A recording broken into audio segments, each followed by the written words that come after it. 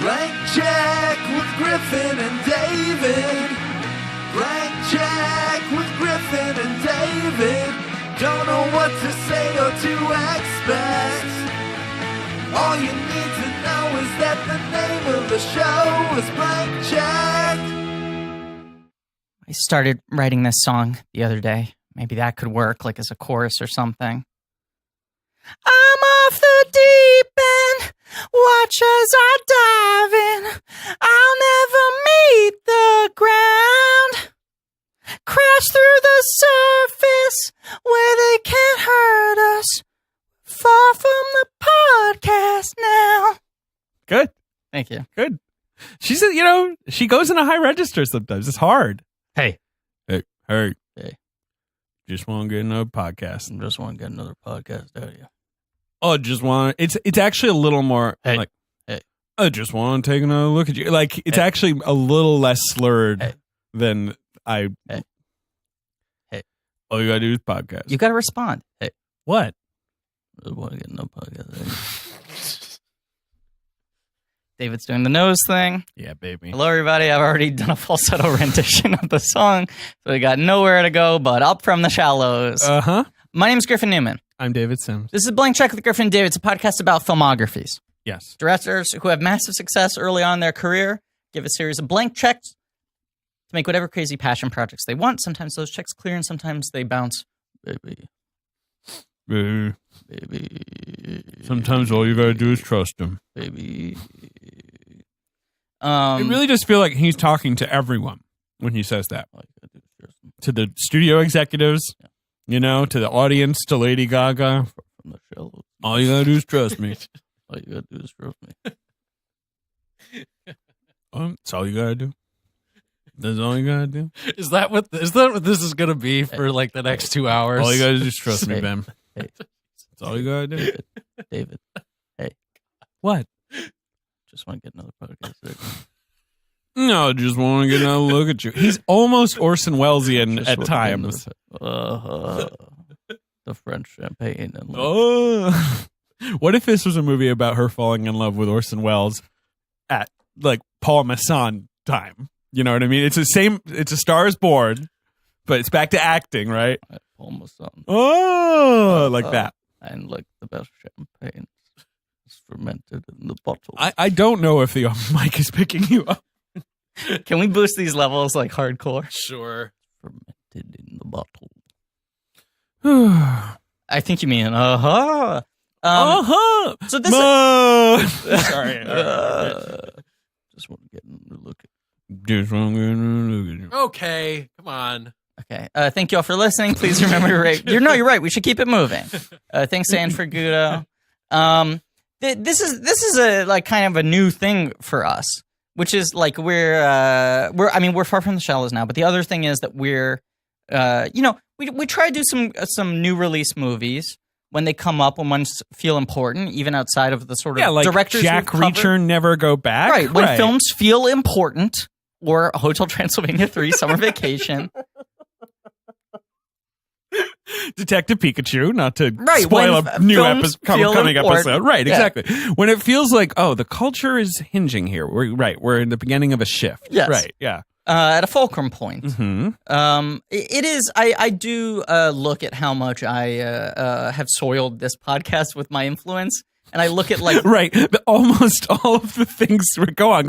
No, when it's like, okay, Ben's always like, it's good for like ratings when we do new movies. And it's like, obviously, other than our franchise and new directors, let's look for the ones that jump out. And almost all of them are children's films. Right, like it's good for our ratings when we do new movies, like Hotel Transylvania. I mean, I haven't looked at the ratings, but was that like a significant? Did the Transylvanians roll up? They did not. Official. I'll tell you something. Great episode, though. Fran Hoffner told me best episode of the year for us. Really? Yes. I'll tell you something. I heard that Robert Smigel listened to that episode. Are you serious? Yeah. Really? I don't want to reveal my sources, but I was talking to someone Sandler? who had gotten into the podcast Drac? and has worked. It was Drac. Who had worked with Smigel and was like, I've been listening to this podcast. And they did a whole episode on the whole Transylvania movies, and he was like, "Wait, people like them?" Like, they did. I wrote those in a day. He obviously knows they're successful, but Yeah, he was no, I like, know. people talk about those seriously? I would assume that he thinks that, it's all kids. Like Yes. no grown up would care about that, but he's not met Griffin Newman. Right. Then he listens to the podcast and he's like, oh, one of these is a kid, right? Is it that light camera Jackson guy? So this is a rare modern release that isn't starring talking animals that we're going to cover on the podcast. Or about wars in stars. Right. Right. Or DC superheroes, God, we are such children. right? Yeah. But in the same way that doing the Hotel Transylvania series, wink, wink, now made Genndy Tartakovsky a director we have to cover from here on out. It's fine. I'm fine with that. We're kind of putting a claim in this director now. I mean, I think by doing this episode, we're going to have to cover any other films he directs, right? And this guy's going to keep Fine directing by movies. moi. I can't wait to see what he does next because it's either going to rule or suck. Like, I think he's doing the Bernstein. Didn't he get the Bernstein rights from Bernstein Spielberg? Bears? He's doing the Bernstein. David, He's doing the Leonard I Bernstein. regret to inform you that the Mandela effect has taken over you. Yeah. No, I know.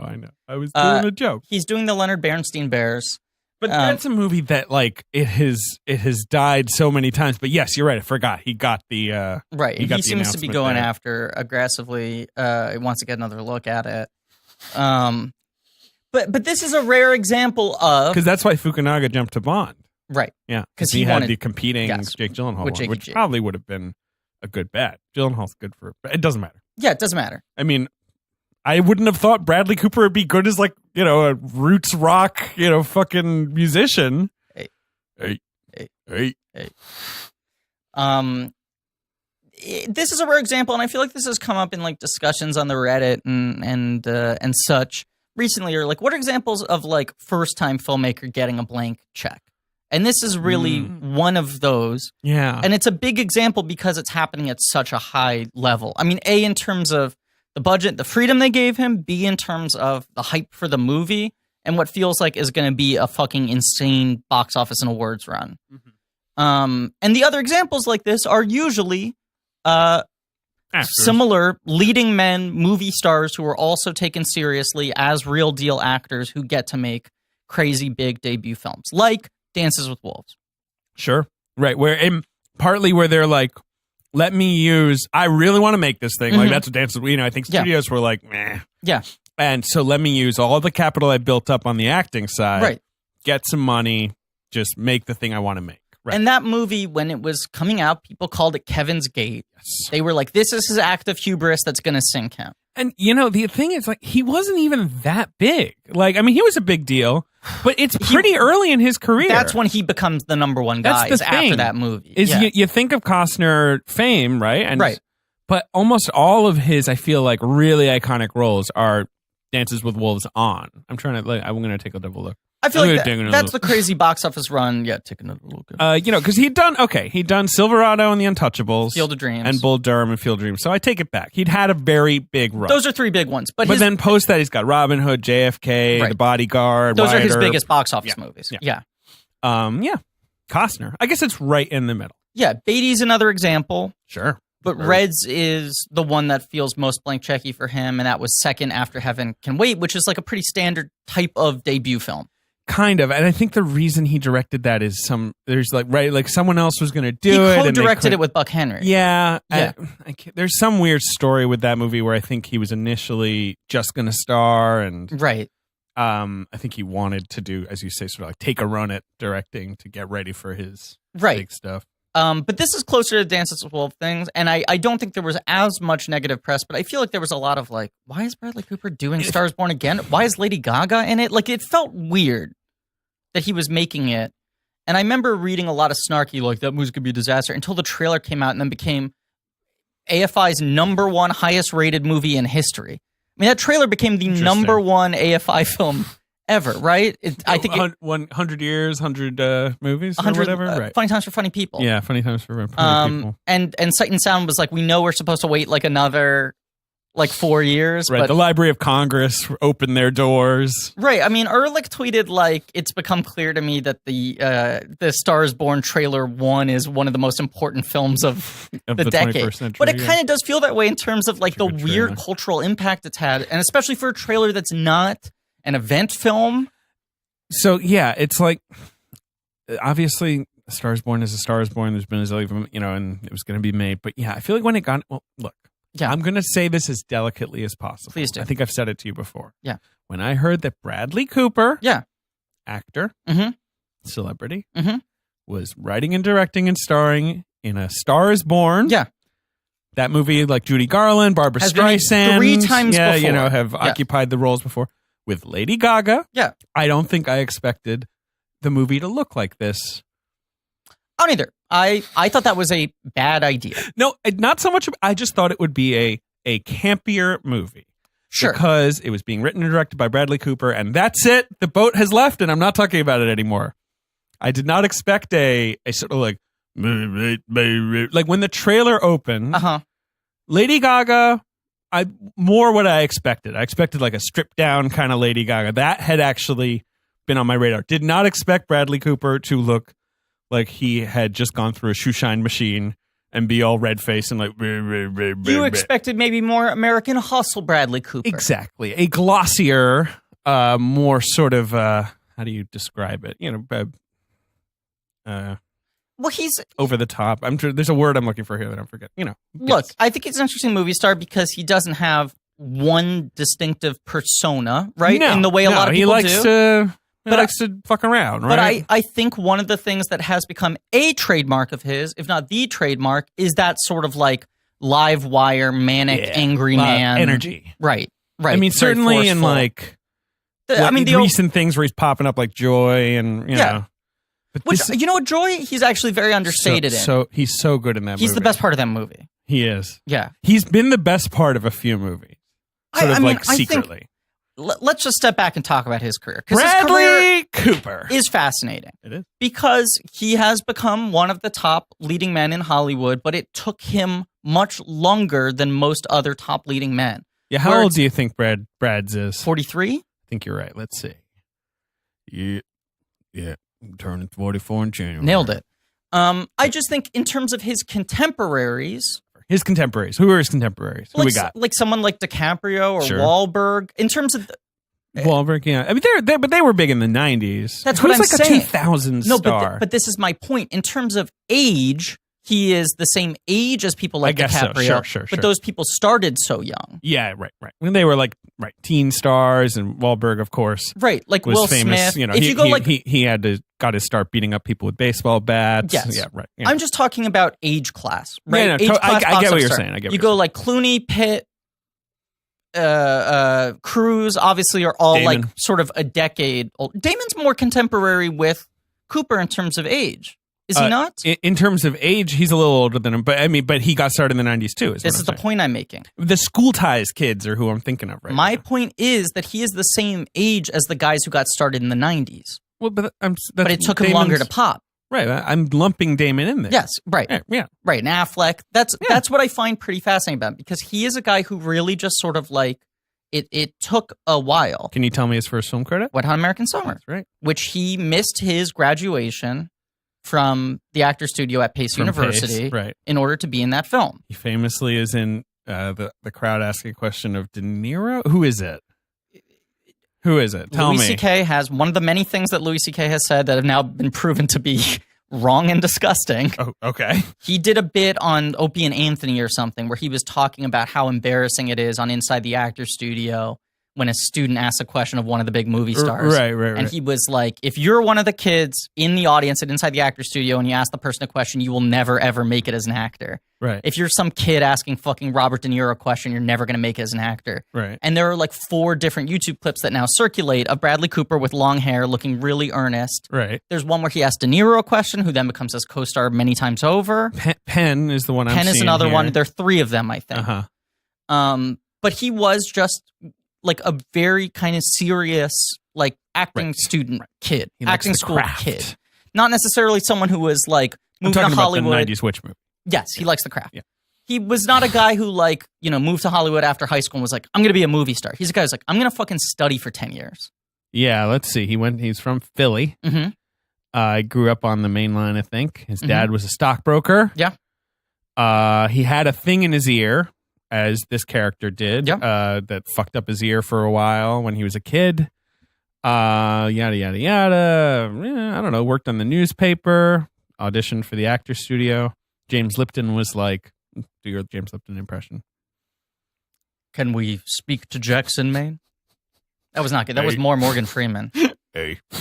And is Jackson Maine here with us tonight? Lipton's retiring, right? I heard that. He is. They're going to do rotating hosts for the new season. Not into that. Me Who neither. should replace him? That's the question. Orson Welles. Like, you need someone who is not an actor because Yes. then it just becomes bullshit. You know, you need someone who is like Lipton, like this weird fanboy / teacher type. Well, but this is the thing is that, like, and I think this is a dying breed, but both, like, Lipton and the other person like him is Robert Osborne, was Robert Osborne, who were, like, failed actors Right, who then became, They've been like, in the biz. acting Yeah. connoisseurs. Like, they were both guys who had, like, studio contracts and played the soda jerk a couple times and then ended up being, like, the great appreciators of acting. Sure.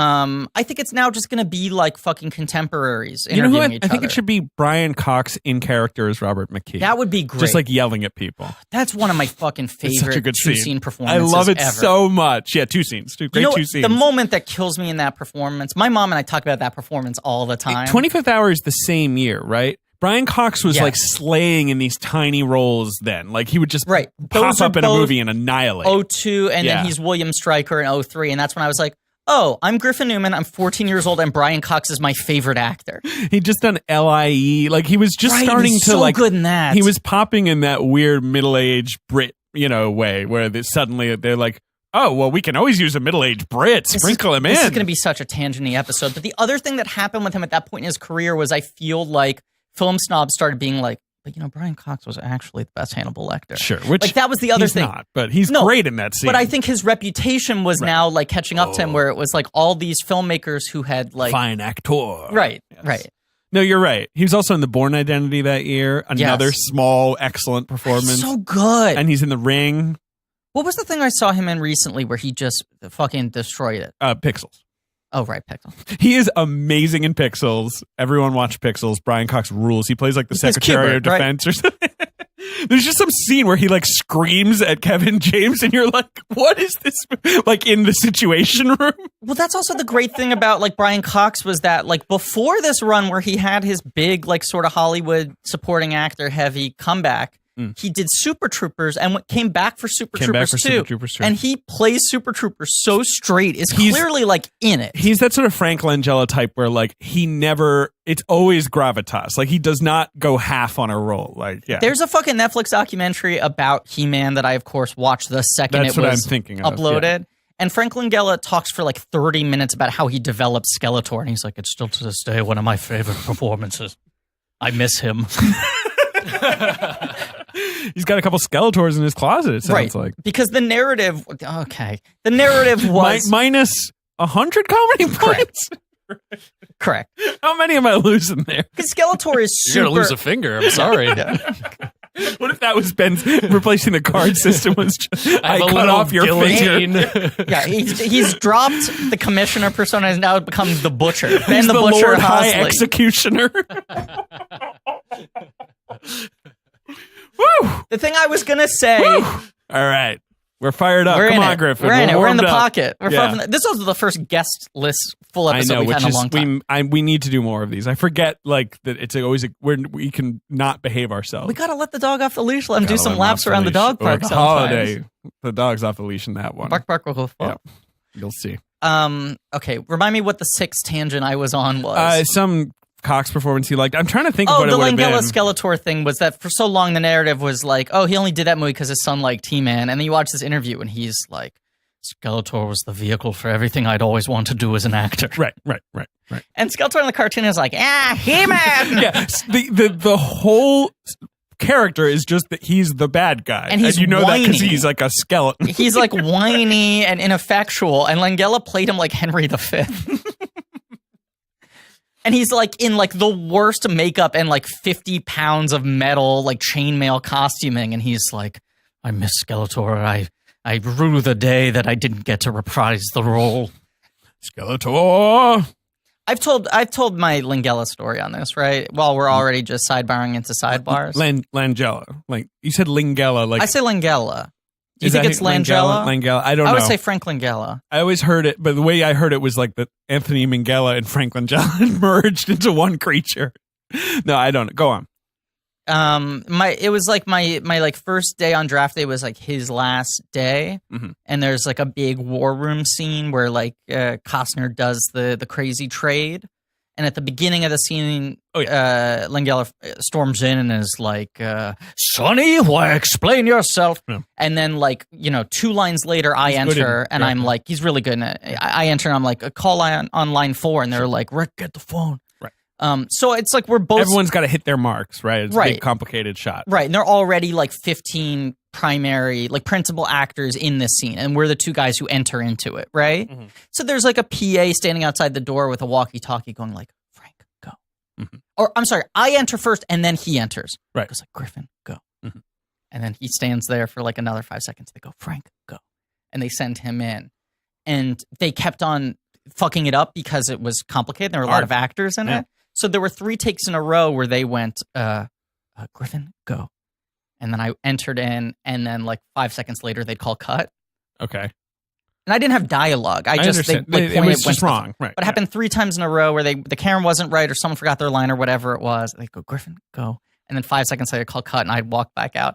After the 3rd time, Langella's just sitting there. He hasn't introduced himself. He hasn't said hi. He's wearing sunglasses, right? Sure. His character choice for that movie is he wears sunglasses the entire time. Sure. And when he rapped, he took the sunglasses off dramatically.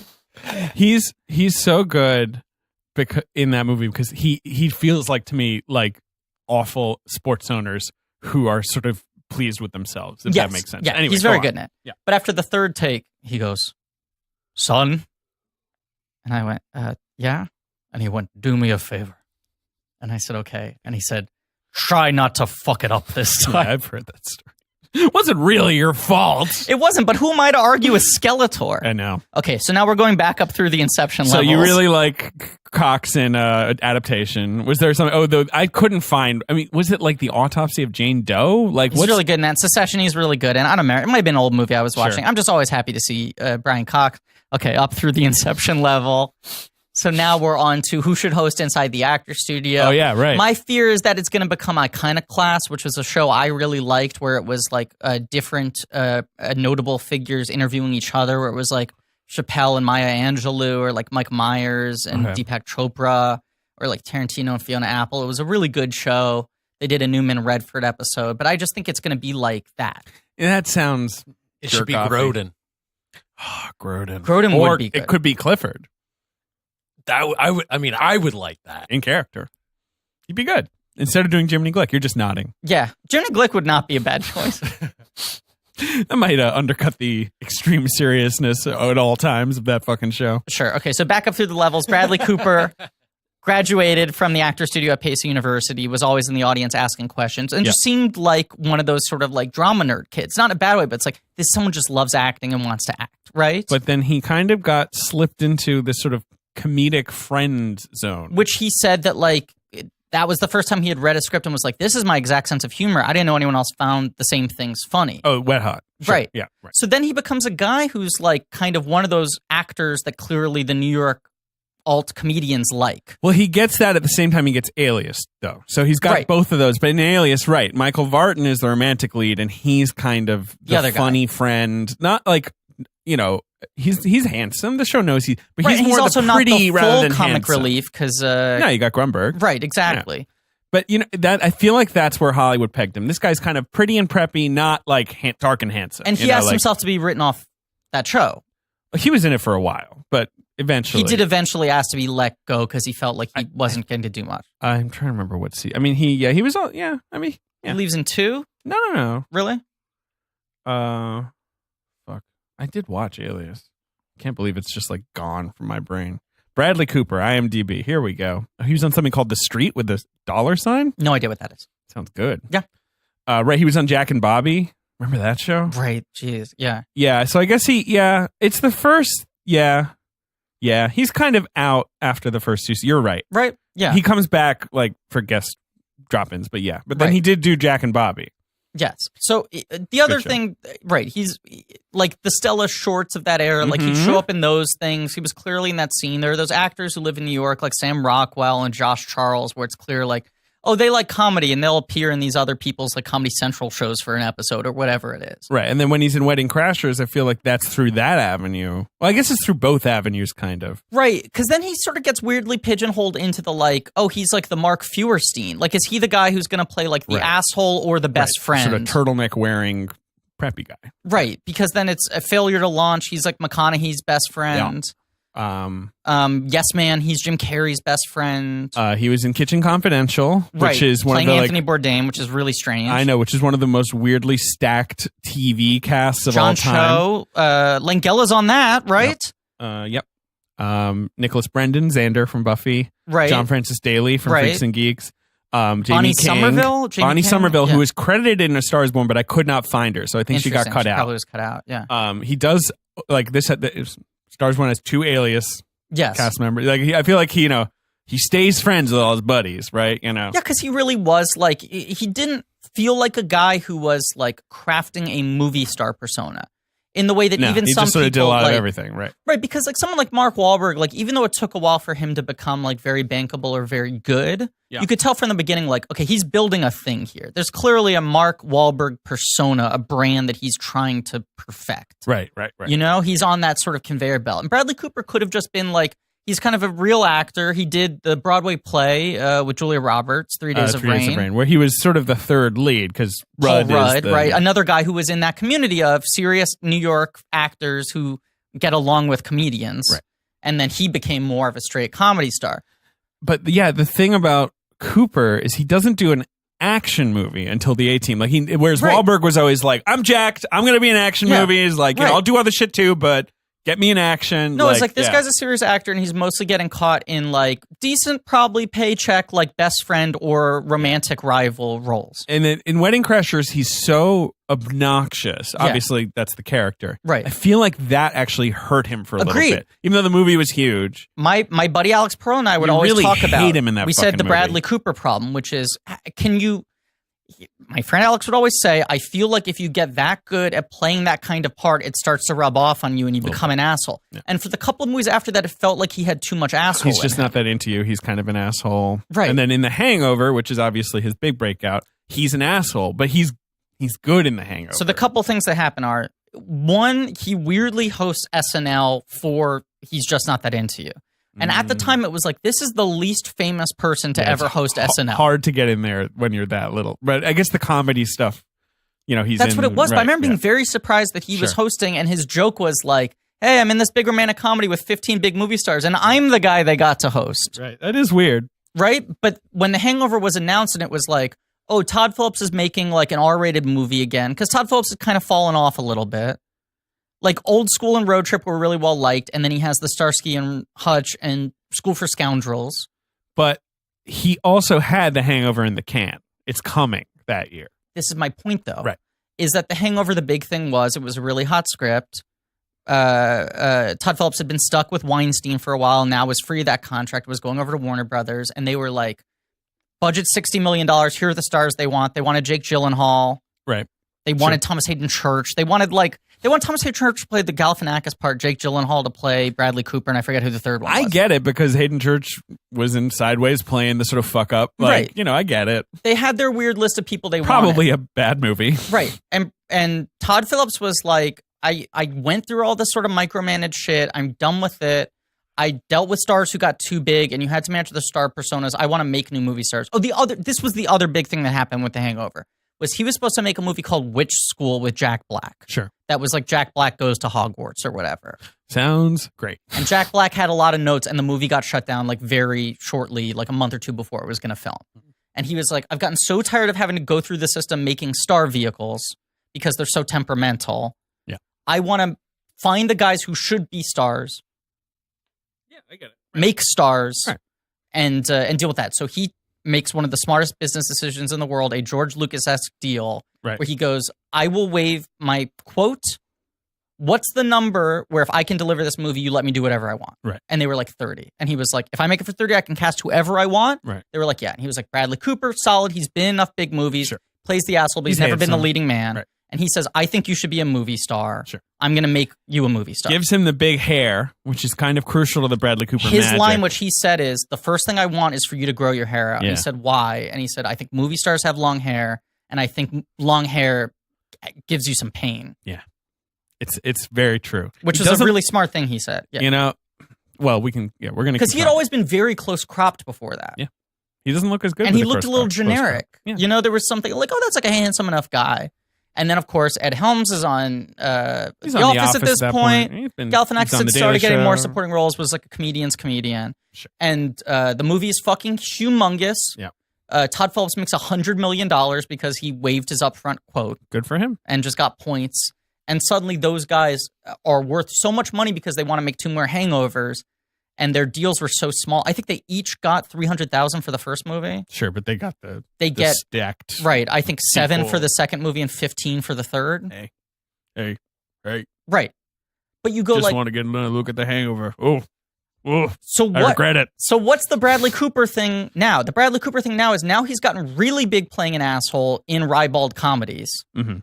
Is he going to stay on that track? He was a serious actor. Is he going to become a matinee idol? Is he going to be an action star? He does the A-Team, which was the weird potpourri of actors who blew up in 2009. The problem The with that A-Team movie is like I know. Liam Neeson just did Taken. Yeah, Charlton Copley in just did District 9. Right, like who are the 3 guys who now are pretty affordable because they just became bankable? Yeah, Rampage Jackson had just done The Midnight Meat Train. Yes. With Bradley Cooper. Yeah, that movie sucks. The problem with that movie is that it sucks. Well, that's the other thing is Bradley Cooper had a couple movies where he was the lead that were shelved and didn't come out until after he was big. Yeah. Midnight Meat Train, That Case movie's 39, which gross. is the Renee Zellweger one. Yeah. Like he had a bunch of shelved movies where then they had like a They spring suck, cleaning though. sale. Yeah, they're all bad films. right. He was also in All About Steve with Sandra Bullock, her Right. weird meltdown movie. Right, that sucks. weird year where like Bradley Cooper and Sandra Bullock are huge, but also they have They this have this shitty embarrassing movie they like made, right. that comes out after their massive summer successes. He pops up in Valentine's Day, another anthology kind of movie. Then he does Limitless. Give me that pill. I think that's the movie that kind of really cements Totally, him. because that movie does well, And it shouldn't have done well. Do well at all. And it was supposed to be a Shia LaBeouf vehicle. And then it was Sure. like, Bradley's doing this. Give me that And pill. then it makes a lot of money. Literally, Paul Tompkins. I also, I'm just ripping it off. I also think he's really good in Limitless. He's good. I think he's good too. I think that movie's Limitless fun. is like a fun De Palma movie. Yeah, Yeah. I agree. I got no beef with Limitless.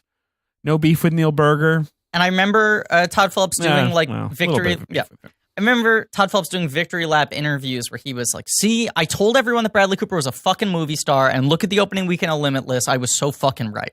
Right. Like he was this movie star that no one was giving the chance. Totally. Then, Place Beyond the Pines. He's great in that.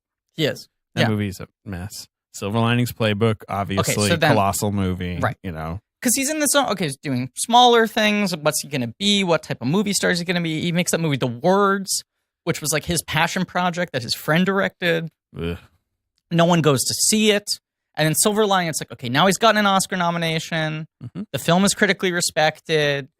It made a lot. a ton of fucking money. Mhm. And he and Lawrence, maybe they're a pairing now. So they immediately go off and make Serena, Yeah, in between these, also the Hangovers keep coming out, and they Right. always do well. which so- keeps him afloat because he's got a franchise. right. But it's this weird kind of like up and down thing. He's not having like real lows, but it's like, what is the Bradley Cooper movie star thing? Like people are trying to figure it out, right? Yeah. Doubles down with David O. Russell. Yep, pops up in American Hustle. Gets another nomination. Is he good in that? I think he is. He's big. That I movie think drives he's me good. crazy. I He's know it. very big. Yeah, it's a movie I'm terrified to ever watch again. Because shitty. Guardians of the Galaxy. What I still think is his best performance. I don't think it's his best. He's I think he's underrated in those movies. Some so people fucking good. really hate his performance in that. I It's think weird. those people are dumb. Rocket Raccoon's Wow. my favorite. Weird to call people dumb. Yeah, dumb Yeah. people. People with dumb brains. I think the thing people underrate about Rocket, his voice, is that he's doing a whole performance. Like his voice doesn't Thank sound like that. You. Yeah. Yes.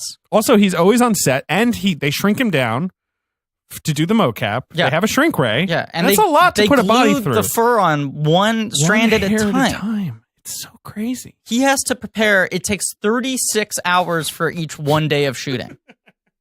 So they have to space out his days No, of they shooting. have to shoot it on Neptune because where the days are longer. That's what they gotta do. It's Right. crazy. I'm itching for this card. Card, you got a guillotine in your hand. Remember, you're the executioner. Ben is holding a tiny guillotine. Yeah, Serena, it's a piece of shit. My favorite thing about Serena that I think I've said on this podcast before is that when Passengers came out, Jennifer Lawrence was like, I had to shoot my first love scene with Chris Pratt.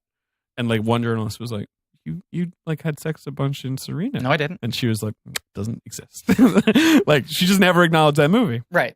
Then in 2014, American Sniper, his best performance, in my opinion. You think that's his best? Definitely. Okay, I think he's excellent phenomenal in that that. I movie. agree. But he gets Movie- his third consecutive Oscar nomination in 3 years. Yep. Hey. And I remember saying to you at the time, Jesus Christ, when Bradley Cooper wins an Oscar, he's going to win so fucking hard. Yeah.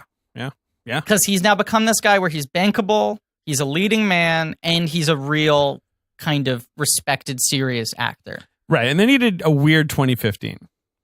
Which was some sort of leftover stuff. Well, Aloha is leftover, Right. for sure. Burnt. Burnt. Which was clearly him wanting to get back into that Kitchen Confidential mode. Seriously. There are things about him where, like, he speaks fluent French. He loves cooking. And sometimes I think he would take a movie because he'd be like, I just want to play a chef again. Yeah. You know? But he kind of pushed Burnt. Burnt was like a hot script that David Fincher almost made with Keanu Reeves. And then somehow it became a John Wells movie that barely got released. It's John Wells? Yeah. I watched it on a plane and it barely rose to the level of like satisfying on a plane. Sounds like a John Wells movie. I really wanted it to be. I saw that movie as being like, oh, this will be a good plane movie. Yeah. And Burnt. And Aloha's a mess for him, but American Sniper, the thing is that that was his project. He got that book. He attached Steven Spielberg. Steven Spielberg was going to make it. Spielberg dropped out, and he was like, I'm not going to go lower. I'm going to get a real fucking veteran historical Hollywood auteur to make this movie. Gets Eastwood, and then it's the fucking biggest movie. It's a huge this movie. insane box office performance we don't Bit of talk a about weird enough. culture war movie, kind of like Passion of the Christ, where like people start assigning it all this sort of big deal, like, oh, this is like conservatives. The real America loves this movie or and whatever. It's an R-rated drama that opens to $100 million. It's long too. Long movie. It becomes, I think, then the highest grossing film in the history of Warner Brothers until it's supplanted by something else. That's fine. I mean, I would assume that one of those DC movies supplanted it, right? Right. I think so. I think it was at the time of its release the biggest film Warner Brothers had released. It's now number 5. Okay. I don't think it was because you got Deathly Hallows. Oh, right. But then it's been, I know, and you got Dark Knight and Dark Knight Rises. But it was high up there. That's what it was. It was their biggest non-Potter, Yeah. non-Batman. Biggest, right. Right. Those are their two big franchises, and then it was American Sniper. But the other thing in 2015 was he's in every episode of Wet Hot American Summer, first day of camp, Which he's really awesome in. good in. Yeah, I love that he's in that. And they pointedly only had him for like a day and a half because he was also doing Elephant Man on Broadway. It genuinely tanked the second iteration of that he wasn't in it, in my opinion. Like having agree. Adam Scott do it, like I love Adam Scott, but you were just sort of like, whatever. And the other thing is, I think they wrote that character assuming they could only get him for a day, so he doesn't really have any consequence in the plot, which would Right. have been fine if it was Bradley, because I think he's really good in it, and I think his chemistry with Michael Ian Black is very underrated. When people interview Bradley Cooper about love scenes and ask him who his best on-screen kiss was, he always says Michael Ian Black, which I love. I think that's really sweet of him. Yeah. It's a hot scene. It's so good. I love how uncomfortable that scene used to make people in college when I showed them that movie. Yes. Like I used to show people that, like all my buddies, because I was like a comedy nerd, and I'd be like, let's Right. watch this weird movie. Because Right. in America, that movie, I mean, in Britain, that movie was anonymous. Like no one had ever heard. I'm sorry, Ben, can you pull that cleaver out for a second? No, Griffin. Yes. I mean, that was the moment where I was like, oh, this movie is a masterpiece, is they do the scene where you clearly think you're about to see 16 sets of boobs, and then instead they show you the most torrid, tender, romantic gay Right. sex scene. I know. I love that scene. And the joke is and it that used to it's make my a stupid- really, really fucking good sex scene that would stupid always friends make would be so people's uncomfortable. brains explode. Yeah. But they're all good. Whatever. They're bad. I don't know. I'm a stupid college People are friends. bad, movie's good. People are definitely Yeah. bad. He's in War Dogs. Right, because he's now producing partners with Todd in that. Phillips. They got a shingle at Warner Brothers. They're Kind of a helping dumb each movie. other's movies. It's not kind of. It is a dumb movie. Okay. Um, But Todd Phillips, producer on Star is Born. Yeah. Which was a film that Clint Eastwood wanted to make for a while. yes. I think someone else wanted to make it before him. Let me try and I mean, find- Warner Brothers had gotten Eric Roth to write a new version. They said, well, it's been 40 years. It's time to do a fourth Star is Born. So Star is Born 37, I think, 54, And then 77? 76. 76. Yeah, 37, 54, Right. 76. So it was like, So there's like a 90s Star is Born that didn't happen. yes. You know what I mean? Because it's every 2 decades there's a new Star is Which Born. I'm not saying it's the same movie because it's obviously a very different story, but The Bodyguard feels like what happened instead of a 90s Star is Born. Right. Yes. Yeah. Yeah. Culturally. Exactly. You know what I'm saying? Totally. Yeah. Big soundtrack.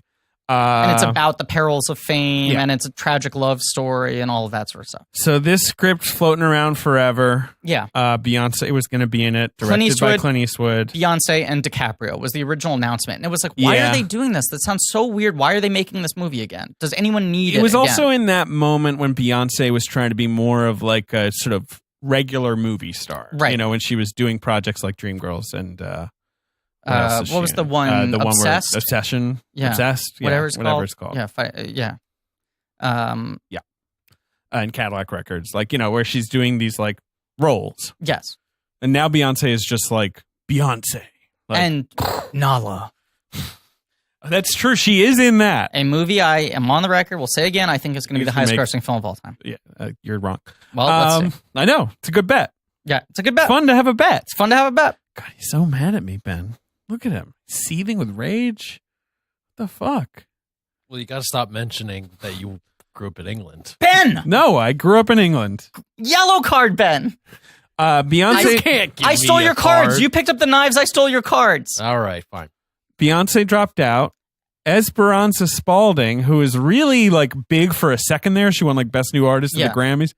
Like Eastwood was like, "Well, cast her." You know, Yeah. I think Eastwood was like, "Who's the young musician I can cast?" And I think they thought about... and Cooper. That's when Cooper joins.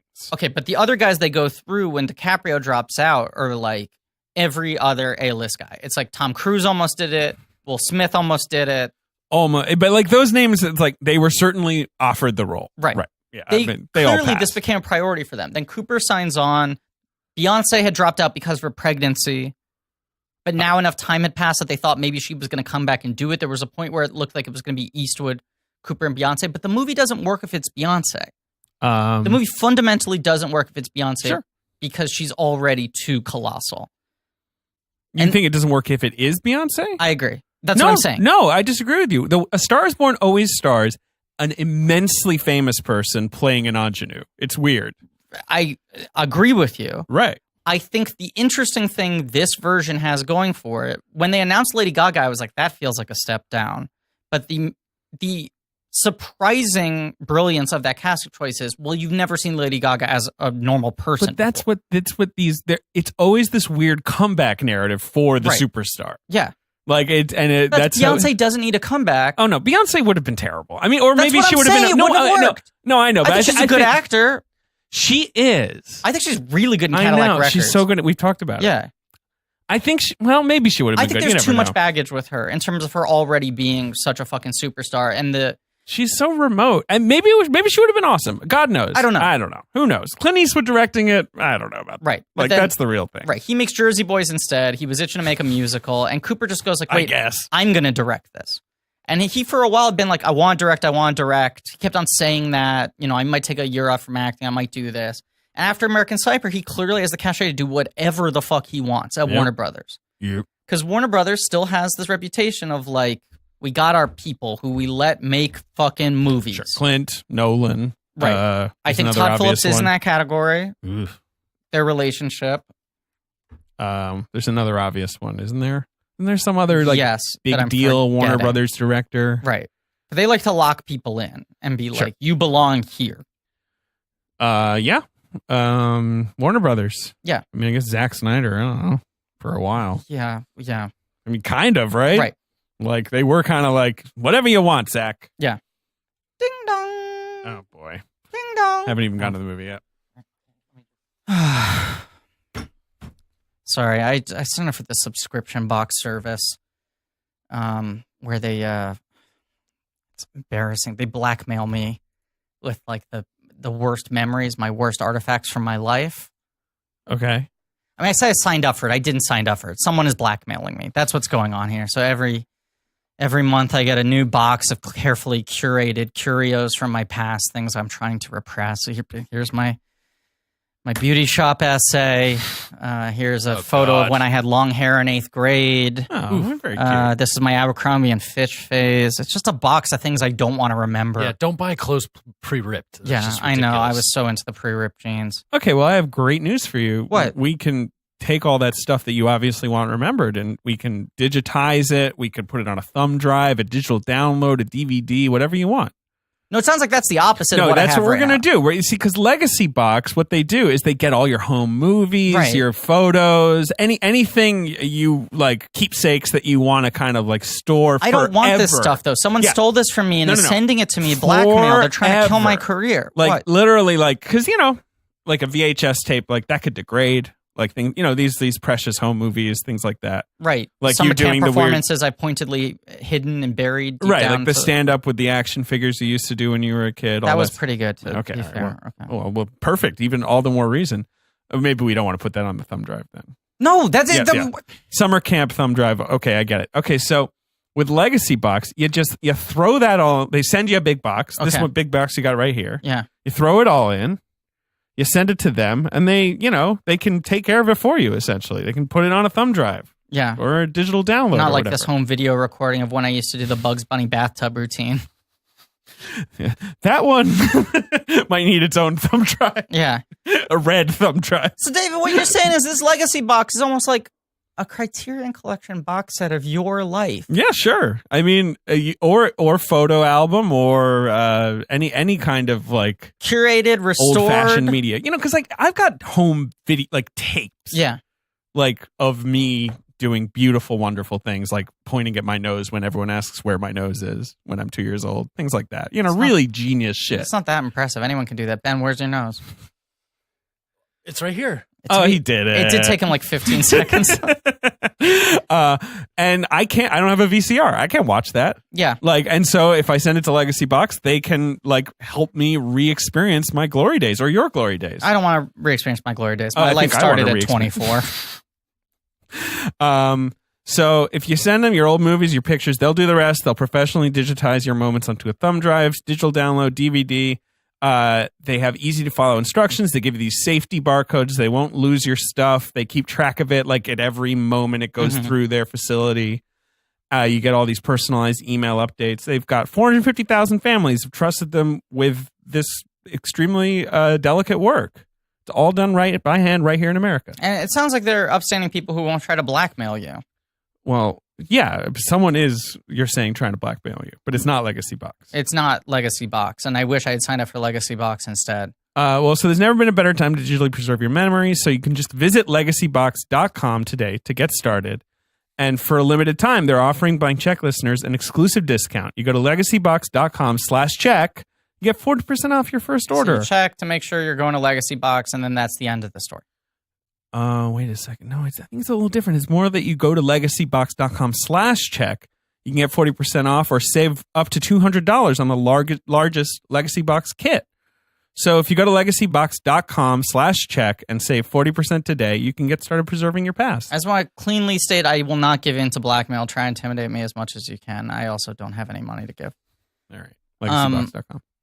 So Bradley Cooper makes this movie, and it feels like, Bradley Cooper has kind of like gone off the grid for a little bit. Because like, Yeah. you He know? didn't make anything, really. No, he was working on this, and he spent a long time. Like now in all the interviews, he's talking about. I spent a year working on The Voice before we even started filming. I was doing 3 hours a day, lowering the octave of my voice. Going, hey. Just watching fucking The Big Lebowski's Sam Elliott scene over and over again. Yeah.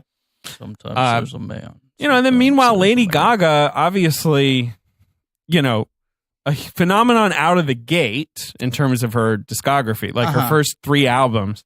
Well, her first 2 albums, really. Right.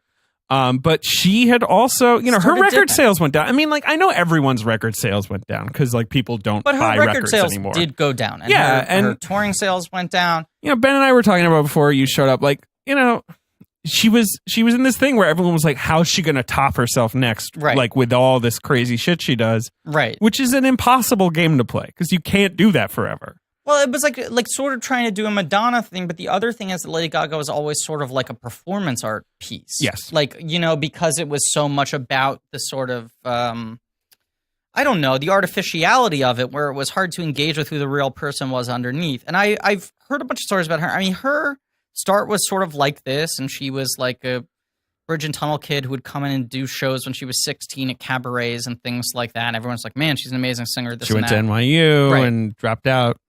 But the legend, and who knows if this is true, is that she was like, I know the kind of singer I want to be, the kind of like old style, like ballad crooner I want to be. And I think that music isn't popular anymore, so I'm going to do what it takes to get in the door. Sure. And she sort of latched on to EDM. I mean, the types of songs that would become popular, the persona that at least would make people interested, the game of one-upsmanship of what she's going to wear to the red carpet. I mean, all the stuff she needed to do to make a career that was very strategic. But the goal was to sort of end up doing the stuff like her Tony Bennett album, you know? The Tony Bennett album's a weird one. Right. But then that's the other thing is once the later albums started to come out, she's like, okay, now I'm sort of peeling back. I think that's just her being like, I'm a great singer. That was sort of, But the point is, I think that's what she always wanted to do. She's a great singer. Right. And she starts peeling back the persona and her popularity starts to fall a little bit, you know? Yeah. So it's like, was Lady Gaga a time and a place? Is She she still gonna, has her like super intense fan base that's Monsters. like, you know, she can sell out a stadium no problem or whatever. You know what I mean? Like she still got that.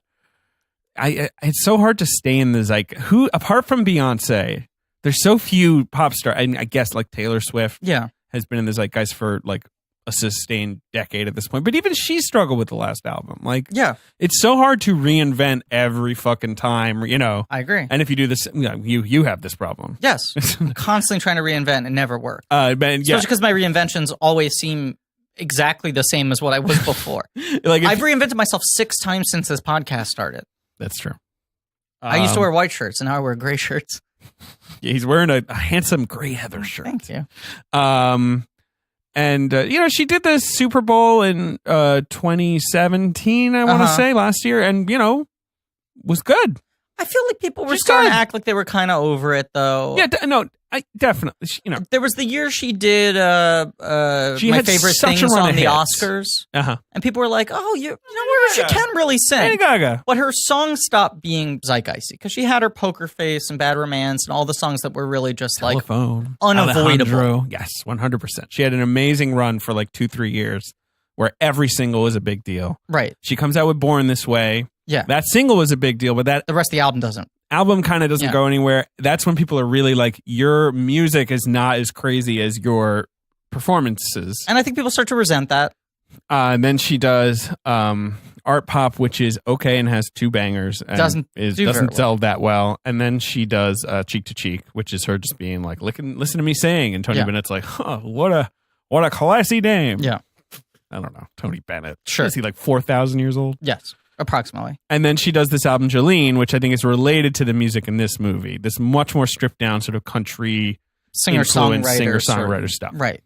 And I think, yeah, like that's like that vibe is influencing a lot of the music she wrote for this movie. She'd been trying to act for a while. She made it very clear that she was like a theater kid, that she wanted to be acting. I feel like she was always getting floated around for stuff. She does the season of American Horror Story. She hosts SNL. Horrible season, not really her fault. It's Yeah. just a bad. And she wins the Golden Globe, which felt very much like a Golden That Globe was such a Golden star-fuckery, Globe paid thing. off kind of Yeah. thing. So it's like, okay, I guess we can't take her seriously as an actress. And then Bradley Cooper hires her, Right at the same time, yeah. which almost feels perverse. Okay. Like he's trying to prove a point, but I think that is what works really well about her casting. I mean, as you said, like, you know, the Judy Garland thing was like that movie was a comeback vehicle for her. Yeah, for sure. 100%. Streisand was kind of on top of the world already at that point. That movie, which she did not direct, is more Streisand being like, I can control this project end to end. Right. Like, you know, her being like, I am a mogul. Like, That's I'm when not just, she's, you know. right.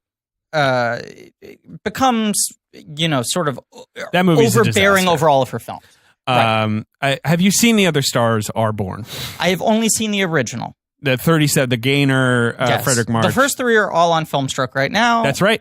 Unpaid plug. but I've only seen the Gaynor one. I know the Garland one's really the one to see. Right? The Garland one rules. Yeah, I mean, it's I love very musicals, long. too. It's like a Yeah, very it's a it's a very 3-hour movie. classic 50s big musical. She's Right. fantastic in it. It's very of its time. And I love James Mason. James Mason's good in Yeah. it, although, like, you know, James Mason's creepy. Like, That's and so he's kind of well deployed, but also you do struggle a little bit sometimes. The relationship is very paternalistic. yeah. But I mean, he's a good actor. He's such a Which when this trailer came out, and I would hear people who didn't know that it was a remake, didn't know the original story, say like, "Oh, they're telling you the whole movie in the trailer," and I'm like, "They're not, because Stars Born, like you know It's how a Star is Stars Born ends. That's clearly just the first chunk of it." It always ends with someone hanging themselves with a belt. It always ends with death. The guy okay. in the first two, the guy walks into the sea. Spoiler alert. Yes. Spoiler alert. Yeah. For Oh Stars. shit! Yeah. Yeah, I mean, Well, come on. shit. Right. But it always ends. I mean, It always ends with the guy being told, like, "You're no fucking good." the axiom they use is Yeah. the "for one star to rise, another must fall," and the movie ends with this sort of tragic. I mean, because there is the other sort of weird unofficial Stars Born remake, Yeah, which won Right. Best Picture 5 years ago, and it's called The Artist. sure. The I guess Artist so. is a Stars Born, but with a happy ending. Right. It also sucks. It's fine. It's- It's an ultimate gentleman's sex. Yeah, sure. Yeah. You're just like, oh, that's nice that you made that. Right, but it's also like it's a Star is Born, but even less interesting because right, it's really the very basic narrative. Like, you know, Yeah. he's up, she's down, then she's up, he's down. Like it's right. Like there's like, you know, because it's a silent movie. Like it's so pastiche. Like Right, but it is very identical to Stars Born in the structure, other than that he gets his sort of revival Right, moment. right. Yeah, I mean, which is horseshit. Yeah. I mean, whatever. It's fine. The ending of that movie is cute, but it is sort of more Hey, like he David- figured it out. David- like With pleasure. With pleasure. that movie. Yeah, remember you're kinda when right. we gave that all the Oscars? Mhm. And they went back and took And, like, Oscars away Critics from other Awards? movies? Right? Yeah. Because I remember in the lead up to that, people being like, look, I mean, it's got a good chance for an Oscar run, but it's not going to win a single Critics Award because it's such a populist movie. And then it won like every Critics Award. Right. Like every critics group gave it Best Picture. And And they gave it with pleasure. the nutty thing is that he won Best Director. Like, because you know, there's been so many Yeah. director splits these years with the Oscars. Yeah. You know, and that's one of the non-splits. You Right. know, Yes. I don't know. It's very odd. because it's kind of the thing where it's like, if you think this is the best picture, you kind of have to give him the Best Director trophy because it's his movie. Yeah. You know, Yes. so And same thing with Dujardin, where they were like, right, yeah, he won an Oscar. he won Best Actor in a leading role. A French comedic actor I like a lot. Did he win Best Actor? Jean Dujardin? Yes, he did. Jean Dujardin I know. Isn't that won Best crazy? Actor. Yes. Isn't that nuts? Yes. And he didn't get the one role he clearly should have gotten on the victory lap post Oscar. What was that? Lumiere and Beauty and the Beast. The Sure. fact that we didn't cast him as Outrageous. Lumiere, I will never stop complaining It about. shows you how quickly he vanished from American He like, looks memory. like a fucking candle. He's a handsome candle man. He does. He looks like Lumiere. And Ewan McGregor's, who an actor I like a lot, does a admittedly terrible French accent. When he was impressed with the movie, he's like, "Yeah, I really boffed well, the thing French is, right? He accent." was like, "I don't know how to do a French accent," and they were just like, "Just do it anyway." And he was like, "Okay, here it is." Oh, and they were like, "Great!" like, you know. And what you hear in the final film is his third try. They made him right. redub the entire movie twice. Hey, how about you just cast Jean Dujardin? Can we talk about A Star Is Born? He would invite us to be his guest with pleasure. Why does my Jean Dujardin sound like Roundy Newman? Boy. With pleasure.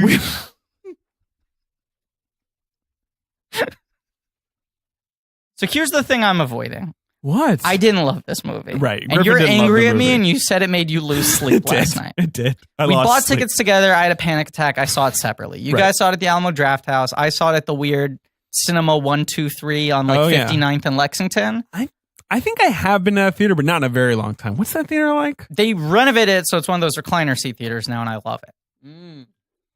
Sounds good. But it's one of the weird movie theaters. Is it a City Cinemas? It's not. It's like some other fucking chain that I can't even remember the name of. Look it up. It's not even like a Carmike or something like that. Okay. It's something weird. Okay. Maybe City Cinemas rebranded or something. I don't No, know. it's not. It is pointedly, I It believe. might have been a City Cinemas though.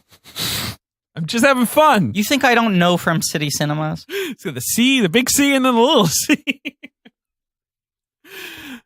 Been walking the walk, talking the talk about City Cinemas since birth, baby. He is downtown Griffey Nooms. He was born in a Downtown City Griffin. Cinemas. I was born in a City Cinema. They do half price tickets Okay. after 9 o'clock. It's like at post 9 is $9. Well, it's also right because every single person who lives on the Upper East Side is Right. asleep. So they're Or- like, "Hey, fuck it, Or just come me, see it." the one Right. insomniac on the Upper East Side, right? Yeah. So I go see a 9:50 screen. I'm like, this is gonna be depressing. It's Sure, gonna be it's empty. not going to be atmosphere. Wrong. Near sold out. Because I think everywhere was like Packed just selling. audience. Yeah. The crowd is like bustling. Awesome. People were so fucking into it, and I sat there, Mhm. and I'm just gonna say this: I didn't love it. I don't dislike it. Uh-huh. I wasn't frustrated with it, Okay. but I had that thing Okay. where, like, have you ever been on a date with someone you're like, I should like this person, I'm just kind of not feeling it? Yeah. This is someone I'm attracted to, I get and it. we're getting along well, and for whatever reason, I'm not super compelled to see them again. Yeah. I get it. I just don't get it. Right. And I just sat there and I went, like, I have minor gripes. I have things I would say are good about it. I'm sitting there and I just kind of felt But like this is the least satisfying take though, because you're kind of just like, that's yeah. why I've been dreading this episode since you've been last dreading night. it for what, 12 for the last hours? 12 hours. Because I walked out of it and I was like, gentlemen, Wow, that's crazy. That's nuts. I don't get that at all. That's crazy. I don't get it. Ben, you liked it. With some real high points. Yeah, I Ben thought it was loved great. Yeah. Yeah. I got a little drunk at Yeah. the screening. You did. I was like playing along with Bradley's Coop. You saw it at the Bradley's Draft House. Cooper? Bradley's Cooper, yeah. And you took advantage of the bottomless whiskey promotion they don't have. I just kept writing more whiskey on the cards. Right. Um, Crushing pills with your boot. well, as you do. I liked it a lot. Yeah. I mean, I like movies Love them. and Like it. Thank it. yeah. Puke. And I just kind of got a sense from seeing this movie, and then I've read some reviews that sort of confirmed this Mhm. take. But it definitely was like it's like the kind of it reminded me of watching old movies with my parents. Okay. Like Yeah. tonally, it felt that way. Well, it's And I never do that. romance, which Hollywood Yes. just doesn't make a lot of. No. those. Right. Yeah. Like it's really, it's not even. Especially a romantic drama. Yeah, it's a I mean, if those romantic drama. exist, they're fucking Nicholas Sparks movies. And you Right. look at Will Fetters, They're one of the weepies. credited screenwriters on this, and that's mostly what he's written. And I think that was the script, and then Roth like works on it, and then Cooper works on it, right? What was Roth first? Maybe Roth first, because maybe Roth wrote the 'Cause it's the Roth- Eastwood script. It's Roth, ampersand, Fetters, and Cooper. Mm. I Yeah, think Fetters and Cooper work together. All right, yeah. So Fetters is just bringing in that, weepy Right. like experience, I guess. Right. He Yeah. wrote Remember Me, and he wrote a couple Sparks movies. Mhm. Yeah, the song from Cook. Yes, he wrote Record a May. I did think it was interesting that this movie, even though I haven't seen the 76 version, is really kind of focused on being a remake of the 76 version more than the earlier two. And you'll notice that in the end credits, they go based on a script by Joan Didion and Frank Pearson. Would they credit both scripts. It's But two there's separate three cards. previous scripts. Yeah, but I'm saying they don't credit the middle film. No, I think that yes, I think there's some. They have to credit the 76 Based on a version. story by... Yes, which is the original thing that they're all based on. Right. In the I think- 76 version, John Peters also gets his weird credit Peters because has of that. the rights to this movie. It's the same with Superman. John Peters has the best contracts in the world where Yes. somehow he got the rights to So I fucking these believe things that and is gets why that grandfathered is and the stuff. case. John Peters, who we all know is a hairdresser who then Was Barbara Streisand's hairdresser, who became her producing partner, slash lover and slash then, studio executive, and then became the head of Sony Pictures. I mean, and then it's was fucking notorious insane career. for in the 90s like calling people into his like meet office and being like Superman should fight a giant iron spider, or Right, Spider-Man all the should fight Kevin a giant Smith iron Superman right, stories. all the but he still gets money and credits for every Superman movie they make, and he just seemingly wrote these ironclad contracts for anything he was involved in. because he's credited. He doesn't have a PGA mark, so he Yes. won't get an Oscar They fought nomination. hard to make sure that he didn't. But he's Yeah. It's this because he's also credited on Man of Steel. Yes. like he's I think contractually he's credited obligated. on Justice League. I think he isn't. I think there's some weird thing where it has to be a Superman movie, but I can double check. I believe he's credited on that. And he on gives these BVS. interviews where he's like, Hollywood hates me, but I'm still in it, baby. And it's like, this interview was conducted in a parking lot or whatever, you know, like it's Well, and he like wrote a book that was like his dirty tell-all, and then Right. they decided not to publish it because they were like, "This is gross. this is disgusting. Like, You're a monster. Deadline ran a bunch of excerpts, and then Yeah. the publisher got shamed out of publishing it. No, he's only credited on Man of Steel Interesting. and Superman Returns. His last movie that I think he actually worked on was Superman Returns. I think he had some involvement. I think with he that. didn't have any of Maybe those. not. So Ali is the one before that. I think that was. I think he Probably also owned the rights to that. I Yeah. think Wild Wild West is maybe the last one he really. That had was a the last one he hand was really, and that's the giant mechanical spider. Right. That's where he finally gets his spider and it flops and everyone's like, go away. Yes. Like, because that's the thing is like Hollywood spat that guy out long before it started spitting its monsters out. Well, it also just felt like he was the ultimate symbol of like everything that was like wrong, like the sort of outsized excess Yes, of totally. Hollywood, where it's like, oh, like an illiterate hairdresser who Right. started the running weird, movie studios. The weird sort of nepotistic. Right. Yeah. Yeah. Right. Exactly. Like That he Well, kind of my fucked his buddy- way to the top. He always claims that shampoo was based on him because he was like this legendary fucking Lothario kind of dude. Anyway, we'll think save that that's- for our John Peters miniseries. But so, you know the way the Gaynor one, obviously she's an actress. Mm-hmm. It's an acting story, Right. and then the big climactic scenes at the Oscars. Yes. The Garland one is a musical. She's a singer. They still do the Oscars. Because she's still, it's Hollywood. Yes, it's still Hollywood. movies. It's back in the day when It's the singers pictures. were stars It's of the movies. pictures, right.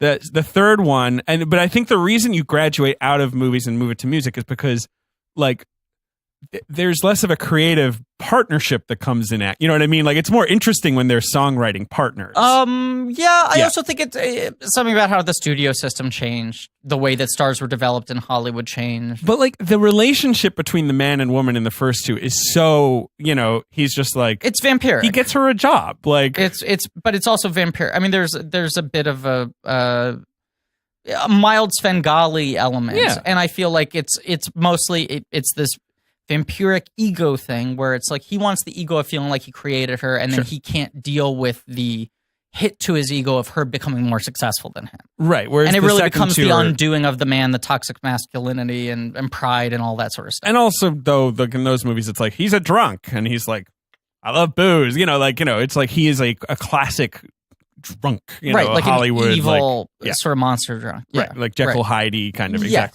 Yeah. right. This movie makes him much more of a tragic figure, which is, I think, is something that, As does the Christopherson one. which everyone says Christopherson's the one good part of that movie. That movie sucks. You haven't seen it? I haven't seen it.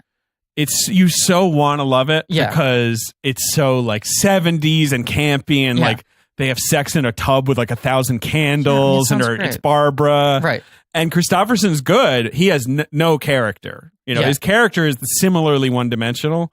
He's just like a drunk. Yeah. But he's sort of like earthy and real and you're kind of just like, I want to know about It's this a really guy. interesting screen presence. And yeah. I feel like Cooper sees that movie and is like, right, the guy kind of needs to be as interesing, like, That's or kind else of it his doesn't take. really work. Well, yeah.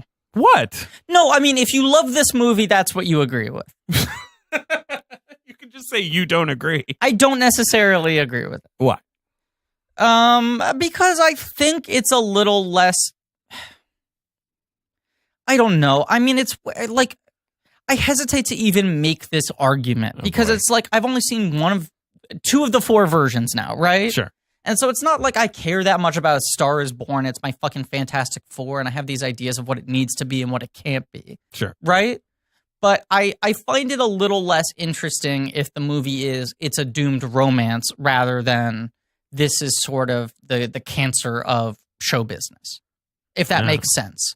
And I think with him, the Jackson Maine character having this loaded a deck of like, he's really kind of a victim of all these circumstances. Not that removes him of any agency of his bad decisions, Sure. but he's sort of a tragic, doomed figure. He always is. Right. It's so baked into it. He has to be doomed, right? But I think the doomed elements previously are more about like showbiz types. Yeah, but it's also like the disease of drink is always like coded in, right? Like, Right. yeah. But I think that's more tied to the sort of egomania of performers and movie stars and rock stars, whereas the drinking is tied to sort of his family tragedy and his wounds and all of that. I don't think it's just that though, which is why one thing I love about this movie, Okay. if I can counter, Sure. Yeah.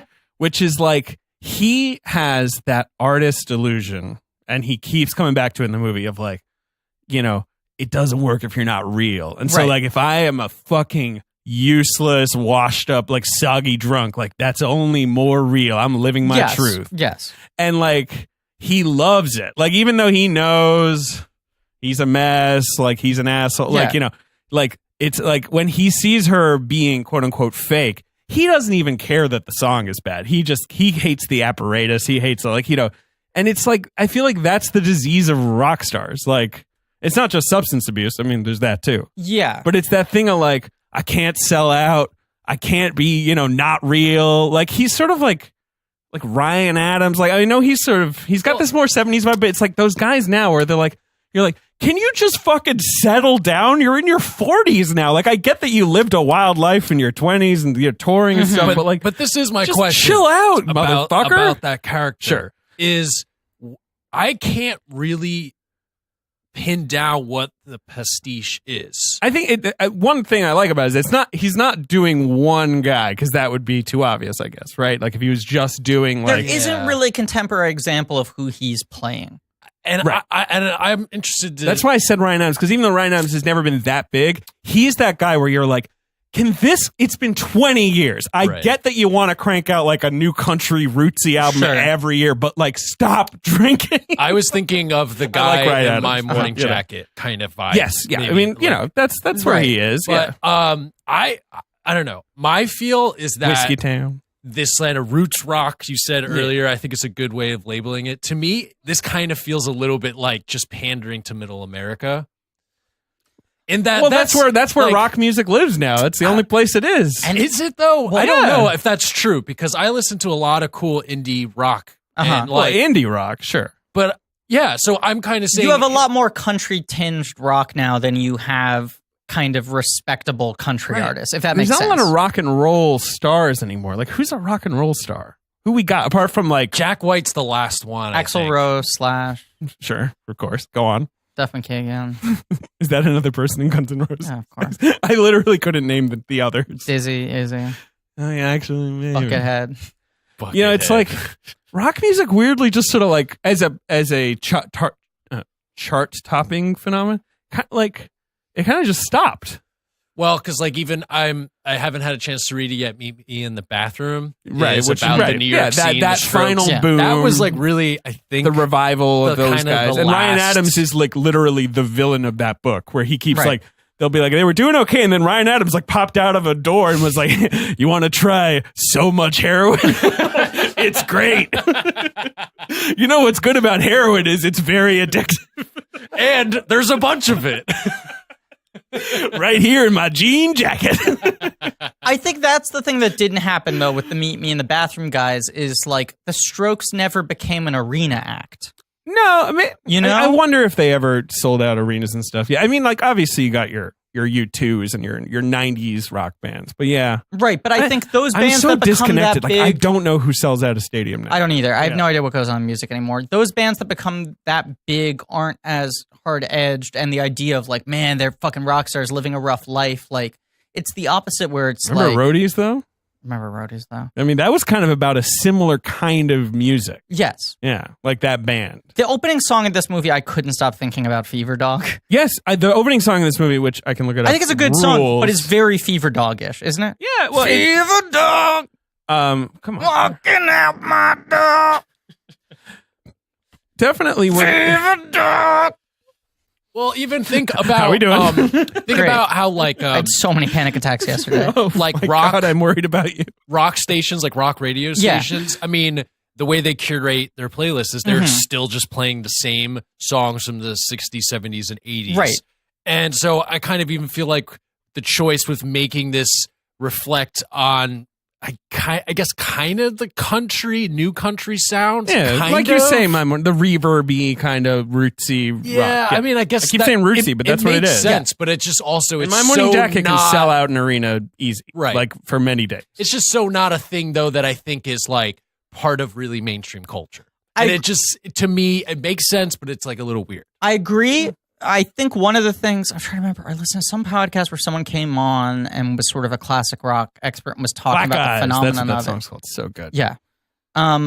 But he was talking about the big thing that shifted is the rockers who got big in the 70s and especially in the 80s never stopped touring. Yes, exactly. Which was a new and that's where the money phenomenon. is. Right, yeah. Because those guys are the guys who were those guys 20, 30 years ago, are the ones still living like this. Keith Urban, I'm looking at like who's playing the stadiums in New York. But I think like, Keith Urban's had publicly rehab stints and things Oh, like yeah. that. I mean, Oh, he's a yeah. little more like that. I think the problem is like it's like because album sales don't really matter anymore, Right. Because the radio is not the Yeah. dominant culture. It's like that's where you make your money. You got to tour. You got to tour constantly because it's like that's how you But can. also all these pull other. I in mean, cash. it's sort of it becomes like the Starbucks rock thing, where the people who become the biggest touring acts are the people like Maroon 5 or like Coldplay, where you kind of have to play to everybody.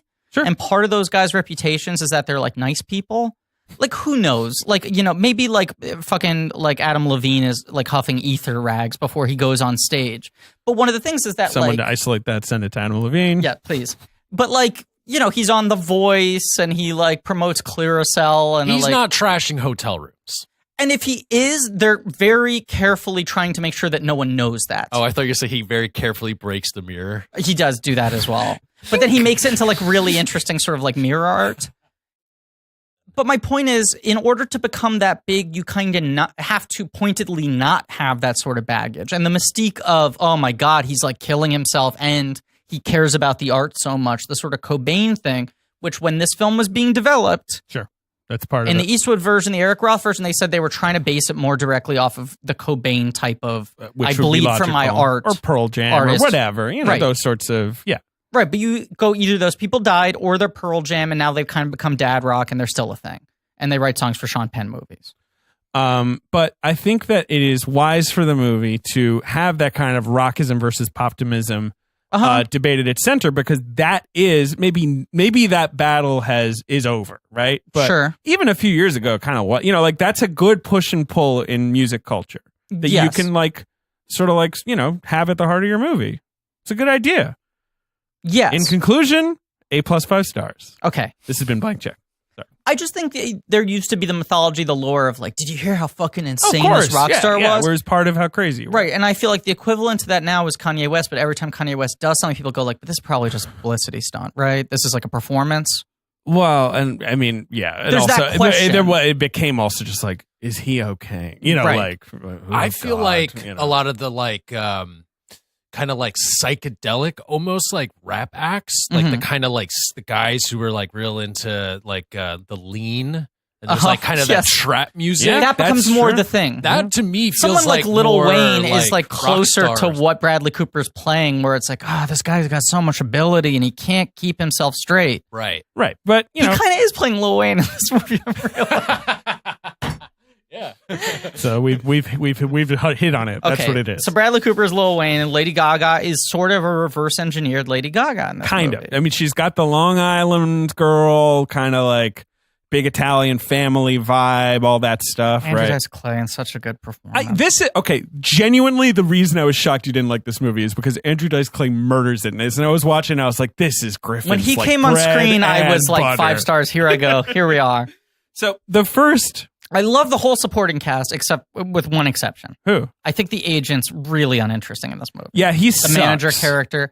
I just think I don't even blame the actor as much. I just think there's blame no him a little nuance to how they. But that again, every movie, it's exactly the same character who does exactly the same thing. He only exists for But three this is- things. This is, Yeah. and maybe this, maybe I'm reflecting too much of my own shit on this. Okay. Oh boy, Because this you've never done that. I've never before, done that. so that's I weird. never view It's weird to movies think through that a you would do personal that. lens. No. Right. Yeah.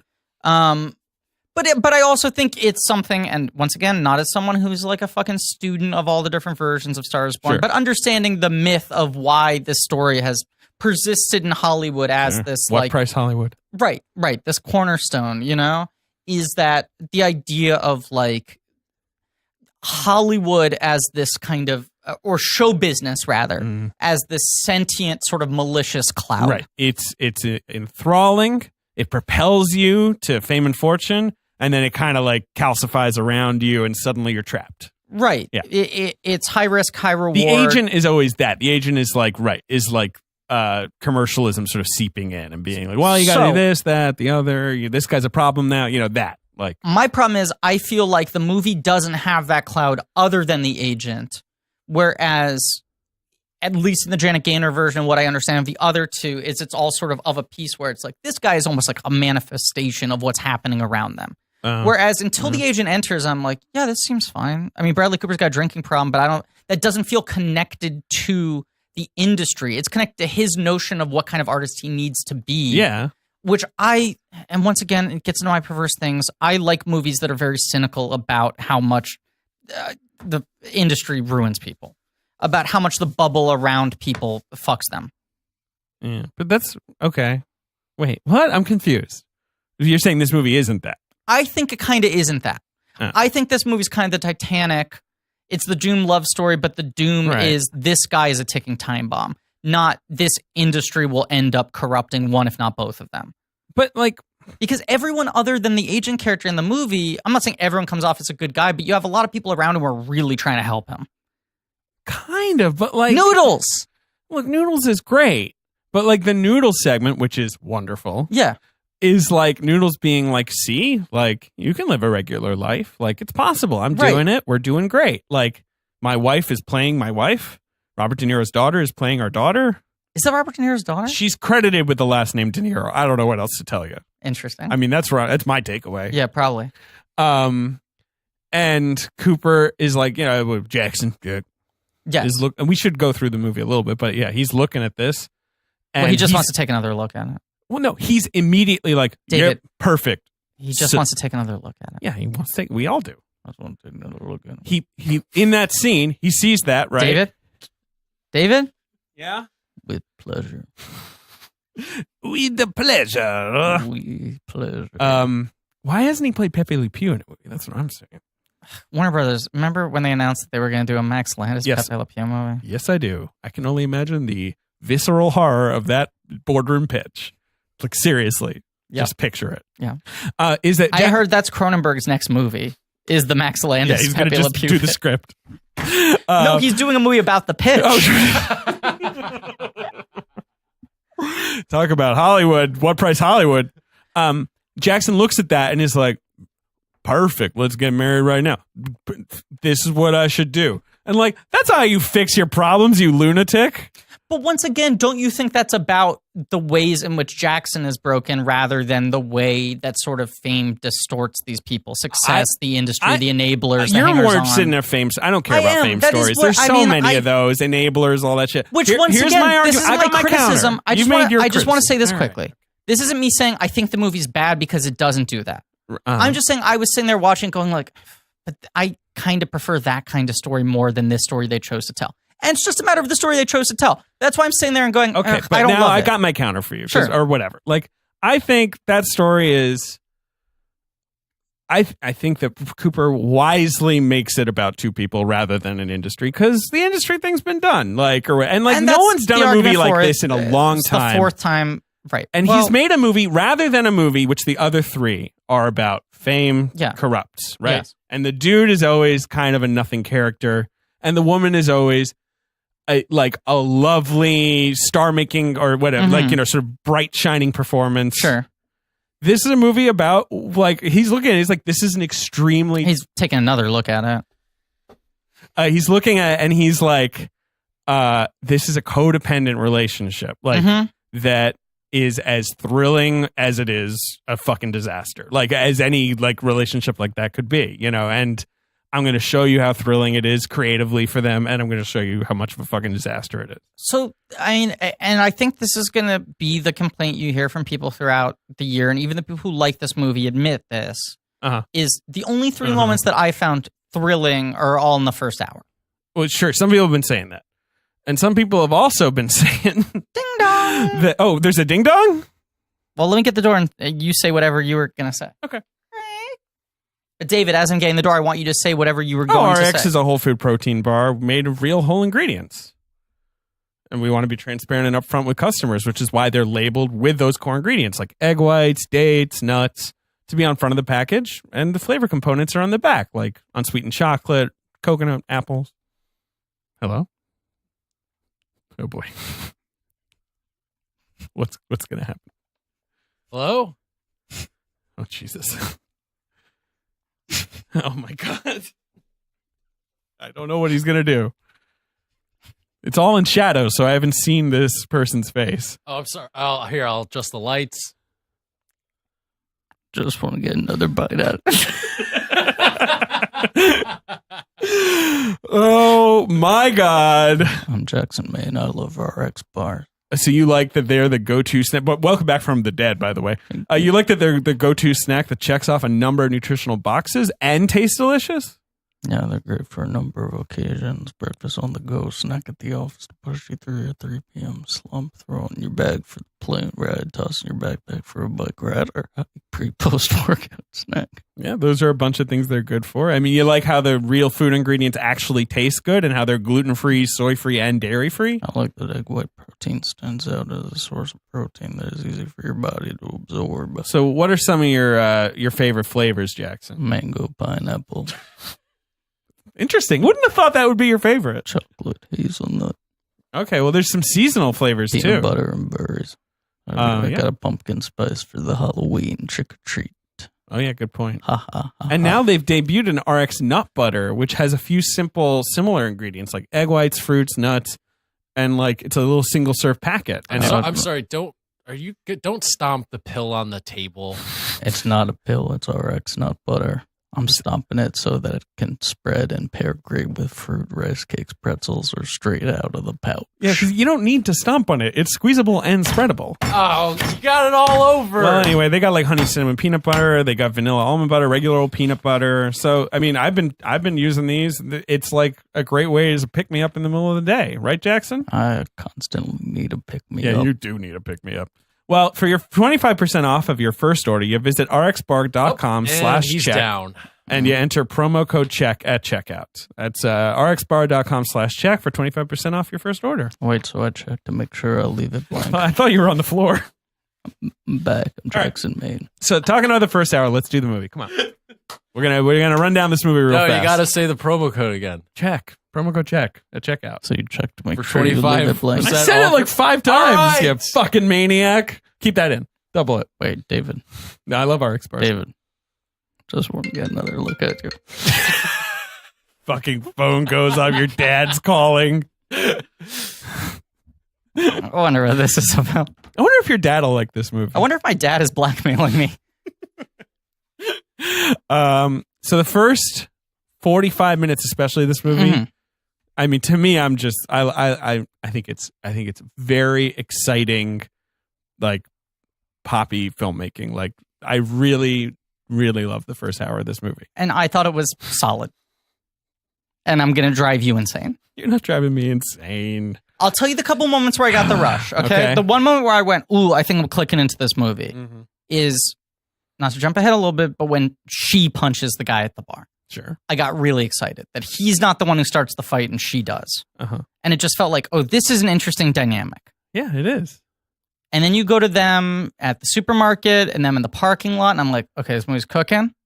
It's an amazing scene. Right. And then when we get to the scene that obviously is going to drive this movie to like a $60 million opening weekend, Maybe. It's certainly going to feast for months. I think it's going to be within $10 million of Venom this Well, weekend. That's my big prediction. Venom's tracking at like 50 now, but Maybe they... and Star is Born's tracking around 40 though, which is really good. I think it's going to do over 50. That's okay. The box office numbers do not bear that out. I said that to you a couple weeks ago. You told me I was crazy. I'm Yeah. going to stand by it. I think Okay. Star is Well, Born the Thursday is gonna preview numbers don't suggest that it will, is all I'm saying. Well, It's more in like a Martian zone. It's going to like, I agree. I think Every it's week. going to make over $200 million, and I think it's going to open over 50 this week. all right. But wait, okay. The stage scene. The Shallows moment. Yeah. I felt shivers throughout my entire body, Damn and I right. sat in a theater that looked completely wrapped in attention, and it is one of those. It's Yeah, baby. like, and I'm telling you, I'm not going. Where it's like this movie so perfectly builds up to this song, where you have Yes. someone who has a commanding screen presence, and the song is so engaging. Yes. and there's so much emotion in how they're doing it. And not just that, but like, you know, again, to run down how it's like, you know, him on stage, her at the shitty job, right? Yeah. And then they, you know, he's drunk, he goes to the bar. I really like her first performance and the way the whole Yeah. like the humor of that scene, what a like person he is, like how exciting it is for him to be a person. Like so much of what's exciting for him in that bar scene is that like immediately he can just like park himself at the bar and everyone's just like nice to him. You know what I mean? He's Sure. so obviously because he's poisoned by like he hates when the fame shit happens, he always just shuts down and goes like, "You're whatever," you know. Yeah. Like when the guys try and get the picture with him. But that he's so anomalous at this bar because they all know 'cause who they're he just is, like, but they he's know not he the is, but type they're of like, person. "What are you doing here?" And Right. he's like, "This is drag bar," and they're like, "Yeah," and like he's just having fun, and he's like part of a like. These are artists. They're enjoying what they do, all of them. Yeah. And he's so taken with it. Like the idea that he sings for them, like at least when I'm watching the movie, I'm like, this is not something he would do. No. Like where he takes the cute bejeweled guitar, little arts and crafts, you know, and sings the song for them. Like you feel like, which one thing I love about this movie is how good he is. I think it's a great performance. I think he's from very him. good in it. Yeah. It's like he's immediately communicating. You're like, oh, this guy's kind of like out of a haze for the first time in a while. And that Sam Elliott says it later again after the Big Chalice performance where he's like, he hasn't done that, like performed that well for a while. Yeah. And in that first scene, he's like, so, you know, he's doing that kind of like thing you see rock stars do something where they just like put their head next to the amplifier and are just like, let me just like blast my brain cells away. Right. And this is the other thing they set up is that he's got tinnitus. Right. And he's sort of like, you know, I mean, this is another reason Ben loved him probably. Why? Because I'm also going deaf? Yeah. I love being reminded of that. Hey Ben, I'm just saying you came out of there with tears in your eyes. But that's my pitch for like what's so fun about all the stuff pre him even meeting Lady Gaga, really. Mm-hmm. And then, you know, then he's with her. Yeah. And you know, they've got the bar scene that you talk about. The thing where he touches her nose, I think is so clever. Because it's like, it's so hard to do intimacy on screen without doing the same old shit. Sure. Like the audience I was with gasped at him touching her nose. Because it's just so weird that he's doing it. It's kind of funny. Yeah. It feels very like he's sort of like invading her space a tiny bit, but she's sort of like okay with it. But it's like her soft spot. And Lady Gaga's talked about how much she feels self-conscious about her nose. Like, I mean, there are clearly a lot of things that he rewrote to fit they're these other borrowing people. stuff from her the fact personal that he's life. literally doing a Sam Elliott impression, Totally. the nose, the ear thing. I mean, he was tailor making these roles to the cast Absolutely. he had. Right. And it feels using their personal. backstory, their baggage. It feels very Casting personal. Robert De Niro's daughter. I should actually look that up. Yeah. Go on though. Go on. I mean, this is what I'm like frustrated by is that like I can't offer counterpoints to any of this. I just sat there and I hear everything you're saying and none of it was 100% connecting for me other than these moments. I'll tell you another moment that totally fucking worked for me. Yeah. The first night in the hotel when they you start know what? making out. What? Drina De Niro is playing Chappelle's wife, maybe? So now Right, I take think it back. that's one of De It's Niro's just- adult daughters. Chappelle's daughter is playing the daughter. That's what it is. Okay. I figured this And that because I is De saw Niro's daughter playing the wife. as the credits were scrolling, I just saw a Chappelle listed, Sanaa Chappelle and Drina De Niro, and I was like, oh, maybe like Chappelle's wife just played his wife. Like, Interesting. I wasn't Okay. thinking. Anyway, Yeah. I think I got it reversed. Yeah. Anyway, go on. Yeah, you get what I'm saying. You just didn't lock in. Right. And there were moments where I'd lock in and then I'd fall out of it, you know? And another one that really worked for me, you talk about Jackson Maine falls out of a couple of falls things. out. Yeah. Yeah. Wagons, for example. One thing he doesn't fall out of is love with RX bars. Big fan of the product. Wait, all he's our going near advertisers gonna drop Pacino. us? Yeah, just build a wall between them or something. I just want to take another nap on you. Let me sleep. I'll rest my head on your boot. I'm not wearing boots. Yeah. What else? What else we got? Right. And yeah. I was going to say, the moment of intimacy that really got me, and that was I was looking for that moment. I'm going to analogize it to dating again. But you know when you're like on a first date and you're just like, oh, fuck, I'm really like, we're like hitting some right. like. It's not just that we like the same thing or something. It's like, right, there's some sort of chemistry in the way we're talking. There's like a click, we get there's each a pocket other's drop rhythm moment or where you're whatever, just right. like, I'm fucking harmonizing with this thing. And I love. Yeah, that's how you refer to women, right? This thing. Yes. No, because I was going to say, my favorite feeling is when I'm watching a movie and I feel like, oh, I'm falling in love with this movie. Right, Not I'm and enjoying it, but I'm just like, I do agree. whatever you want. And my I'm favorite with Martian you. is Christopher Lloyd. Okay, you made back the comedy points you lost earlier in the show. I was trying to find a place. Do you know that was my birthday party that year? I think we've talked about it on this, but I'm not Anyway, sure. Who cares? Jesus. All right. You're dating that thing where you're falling in love with a Right, so I'd have movie. these moments, because there's nothing I love more than when I'm watching a movie and that first moment hits and I'm locked in with it and then I'm along for the ride. In this movie, I'd have those moments and then I'd lock out, you know? Nothing would turn me off, but I just wouldn't stay in it. Another one where I super locked in, the moment of intimacy that really got me where I almost gasped, is the first night in the hotel, they start making out furiously, Sure. she goes to the bathroom. Right. That's really Gets the nice. towel. The towel. in the pits and the crotch. Okay. And then she comes out. Yep. And Sam Elliott's dragging him into the bed, passed out, right? And Not I'm just dragging him, kind of like folding him into the bed, like almost like with practiced efficiency. right. And we're going to talk about Sam Elliott's performance for 2.5 hours. God, he's so good. But then she falls asleep in the bed next to him. And the thing that I kind of gasp at is when they wake up in the middle of the night and very silently start undressing each other. Yep. And I was like, this feels like a type of intimacy I don't see on I agree. the screen. I think that's what he has clicked on in his direction of the movie, right? Is he's so focused on the intimacy rather than the fame being the bewitching part. Right. Which I think is so clever. And like for but that sort of middle of the for night her, thing. Like we both toss at the same moment, realize we're both awake for a moment. Oh yeah, and without it's pillow hot. talking or anything, No, it's great, just start very like slowly, methodically. But it's also a little frightening because you're like, oh my God, this guy gets so drunk that he looks dead. Yes. Right. And then he just wakes up and he's like, let's get some eggs. But but for her, so much of the intimacy is that she feels uncomfortable with the physical appearance. Well, no. Like in the parking lot scene, right? Yes.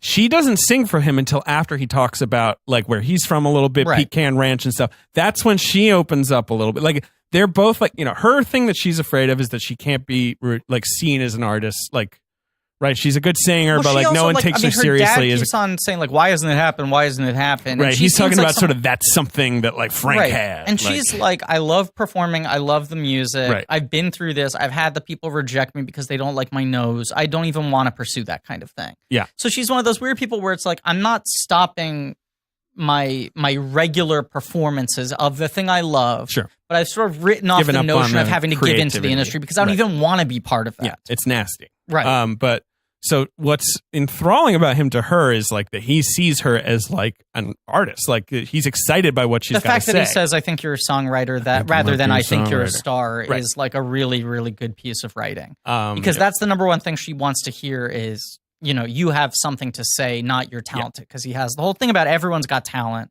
Right. And that's Everyone in that's- this bar has and talent. which I think is another great speech of his. I think that's a good one. And conversely, what he's so drawn to in her is like, oh, here's like a literal, just like a fountain of creativity. Like, and I'm Sure. so dried up. Yeah. Because he never writes any songs in the movie. No. All his good except songs, for the one at the end. except for the one at the end, which Yeah. rules.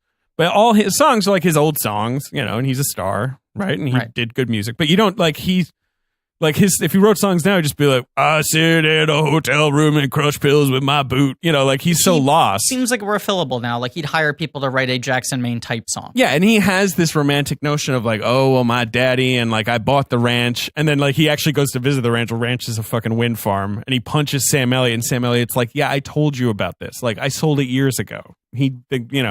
Yeah. You were so fucking drunk you didn't even hear me. Right. And also you're angry now, but you didn't even bother to go look at it for the Right. last decade Exactly. or whatever it is. Yeah. Like where his notion of his quote unquote like rock star truth Yeah. is so far from the reality until she shows up. She sort of like gets him his creative fires lit, which is why I love that the Olivia and Rose scene is all Yes. So I know we're jumping all Something around, being but it's kindled. also, this is a movie that we're people have doing. seen it. They've seen it this weekend. So it's not like we need to do like a retrospective from a distance. No, for sure. But run over of it. right. The last part of Before the Shallow Scene, I do also love where they're doing that song where they're clicking the drumsticks together, Uh-huh. like this sort of countdown song. Yeah. As she's like getting in Grunberg's car, going to the plane. They're on the plane. The plane like that he's cross country, which is so exciting. It's like action movie shit to me. I love it. Like it's so like momentum building and like the movie grabbing you and running you down the hall and being like, we're gonna run her right on stage. And you're going to totally buy that she can do this. It's one day of action. I know. The first like hour of the movie. I felt like She's got like a little bit of the Matrix Reloaded face, but not all of it. You know what I mean? It's sort of like, I get it, but it didn't work for me as Griffin's face right now. yeah, it's a movie. It's a big old It is a Hollywood movie. movie. I understand that you're going to buy into the movie logic, and I don't demand literalism. It does feel like there were times where I was like, that's a pretty big jump in Wait. certain advancements of the story and how He cuts ahead a lot. a lot. But I think that's just because he wants to keep moving. Like it would be ludicrous if it took place in 2 months. Like there's a lot of time jumps in it. I don't even mean that. I mean, just sort of having characters come to things fast. Like what?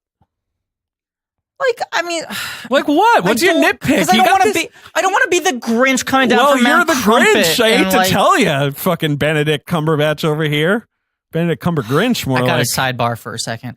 How do you hire Benedict Cumberbatch to voice the Grinch and direct him to sound like me? I know, it's so weird. Because I was like, oh, Benedict Cumberbatch is playing the Grinch. He'll be going, oh, I'm the Grinch. You know, like doing his deep voice. Right. I see the trailer and he's like, oh, I hate the Who's. I'm like, why does he sound like me doing a podcast? Why is he some whiny asshole? Have you ever seen him do the bodysuit thing? No, Like it's the not. mocap. Oh, yeah, for the performance? dragon. Oh, for Smaug? Yeah, of course. Right, you're like, I want the Grinch to sound like Smaug. And you're like, he sounds like Josh Gad? Why hire Cumberbatch? Hire Gad. Hire Gad! Yeah. Okay, so I'm going to say this and you're going to hate it. Oh, boy. And all of America's going to hate it and they're going to scream, why do you hate joy? Why do you hate Christmas? What's the thing you don't Why like? don't you let Cindy build such Lou a song. decorate the tree? I'm gonna throw this at you. What's your objection? She sings like half the song in a parking lot and the next day he's like fully orchestrated with his band, remembers all her lyrics. Yeah, he told her. Told her what? He says, like, I arranged it. It might kind of be bad, but, like, I came up with an arrangement. You're going to sing it, okay? Like, he gives her, like, the little spiel. But he fully remembers the first half of the song before she comes out on stage. Yeah. I mean, I bought that. totally. I don't care Totally. because I think the moment is totally effective. But there are other shortcuts I see the movie making like that at other. No, I would say because it's like that tradition of songwriters Right. really respecting each other. And Uh-huh. so I feel like he had that moment in the parking lot. It feels like a throwaway thing, but he really retained those lyrics and that melody and that chord structure. Sure. Yeah. And he was able to then carry that to his band. And also beyond that, the parking lot scene, which is, like, sort of the best scene in the movie, probably if you had to, like, pick a scene. I agree. Is like such a thunderbolt for him. Like, and like, so like the whole idea is that he is like, after sort of years in a stupor, alive again. Uh-huh. So like, of course he's going to be locked into this song. He is so locked into her. Yeah. And then, you know, after the hit, I mean, there's a great scene in which Andrew Dice Clay watches YouTube. And that's how many people are watching. He's so good. The man. audience Yeah. fucking ate that shit up. Barry Shabaka Henley. Oh. We got such a I fun. mean, if I can throw an actual strike against this movie, okay, Michael Harney. they barely use the berry.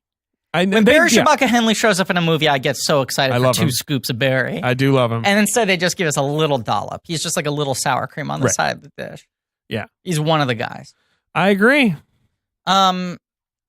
I did like the fact that Andrew Dice Clay looked like a person in this. I've been a fan of all of his recent, he's very good in Blue Jasmine and everything, but he still kind of looks like old Andrew Dice Clay. Yeah. And I like that he wasn't wearing the glasses, No. didn't have the sideburns. He let his hair go fully gray. Like, I like that he looks like a Joe from Jersey or I whatever. agree. You Yeah. know? Yeah. Yeah, he's really good in it. I mean, let's talk about the Sam Elliott thing a bunch. I mean, Right, they so gave him then- this whole complicated that he was sort of the second, Yeah. He's the fuck up bastard half- child exactly. of a midlife crisis. Yes. From His dad an was egomaniac 63 when and he a had drunk. him.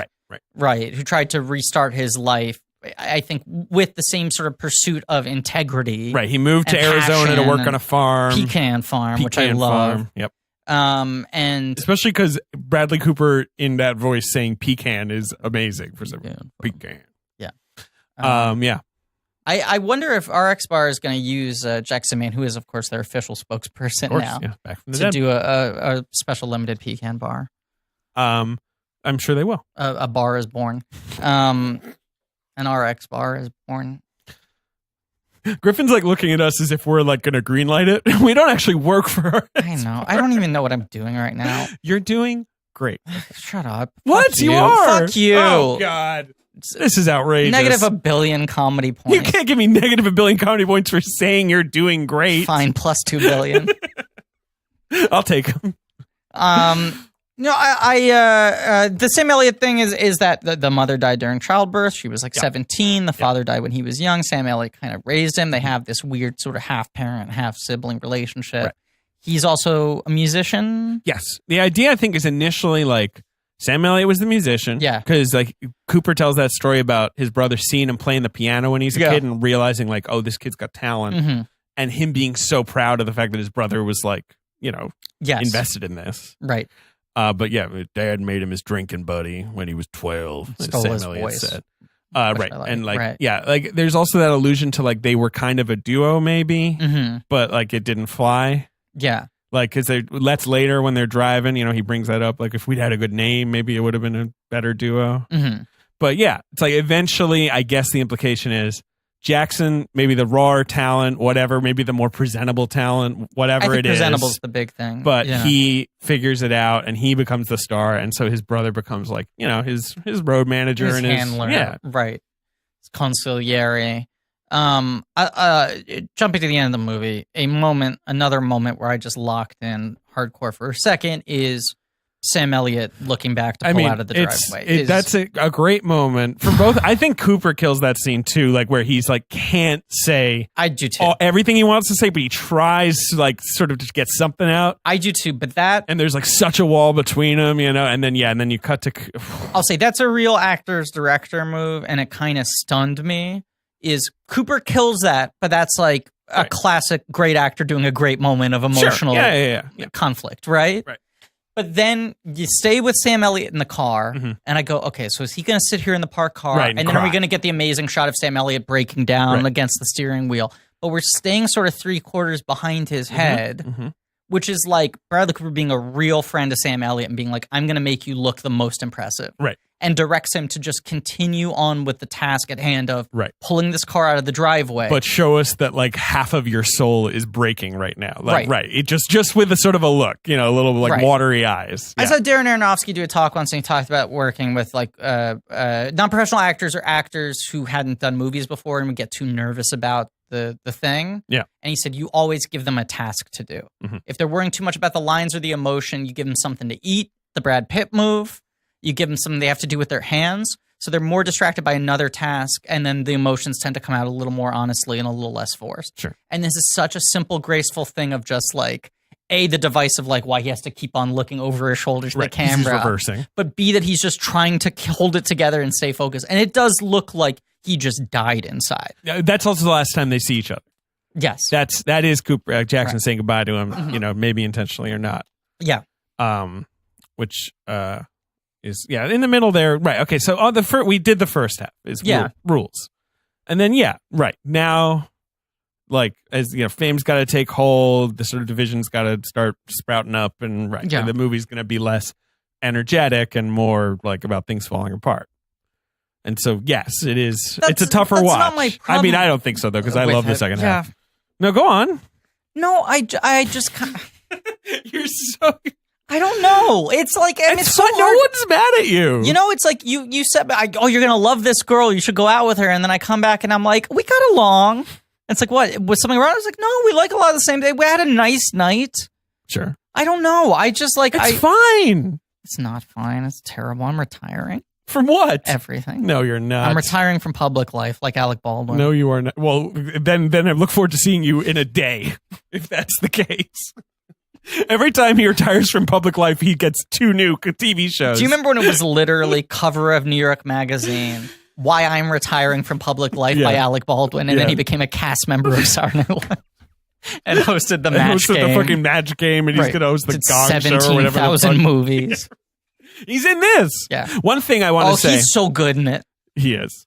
Great performance. Yeah. Is I love, and that, you know, they shot all the music is live.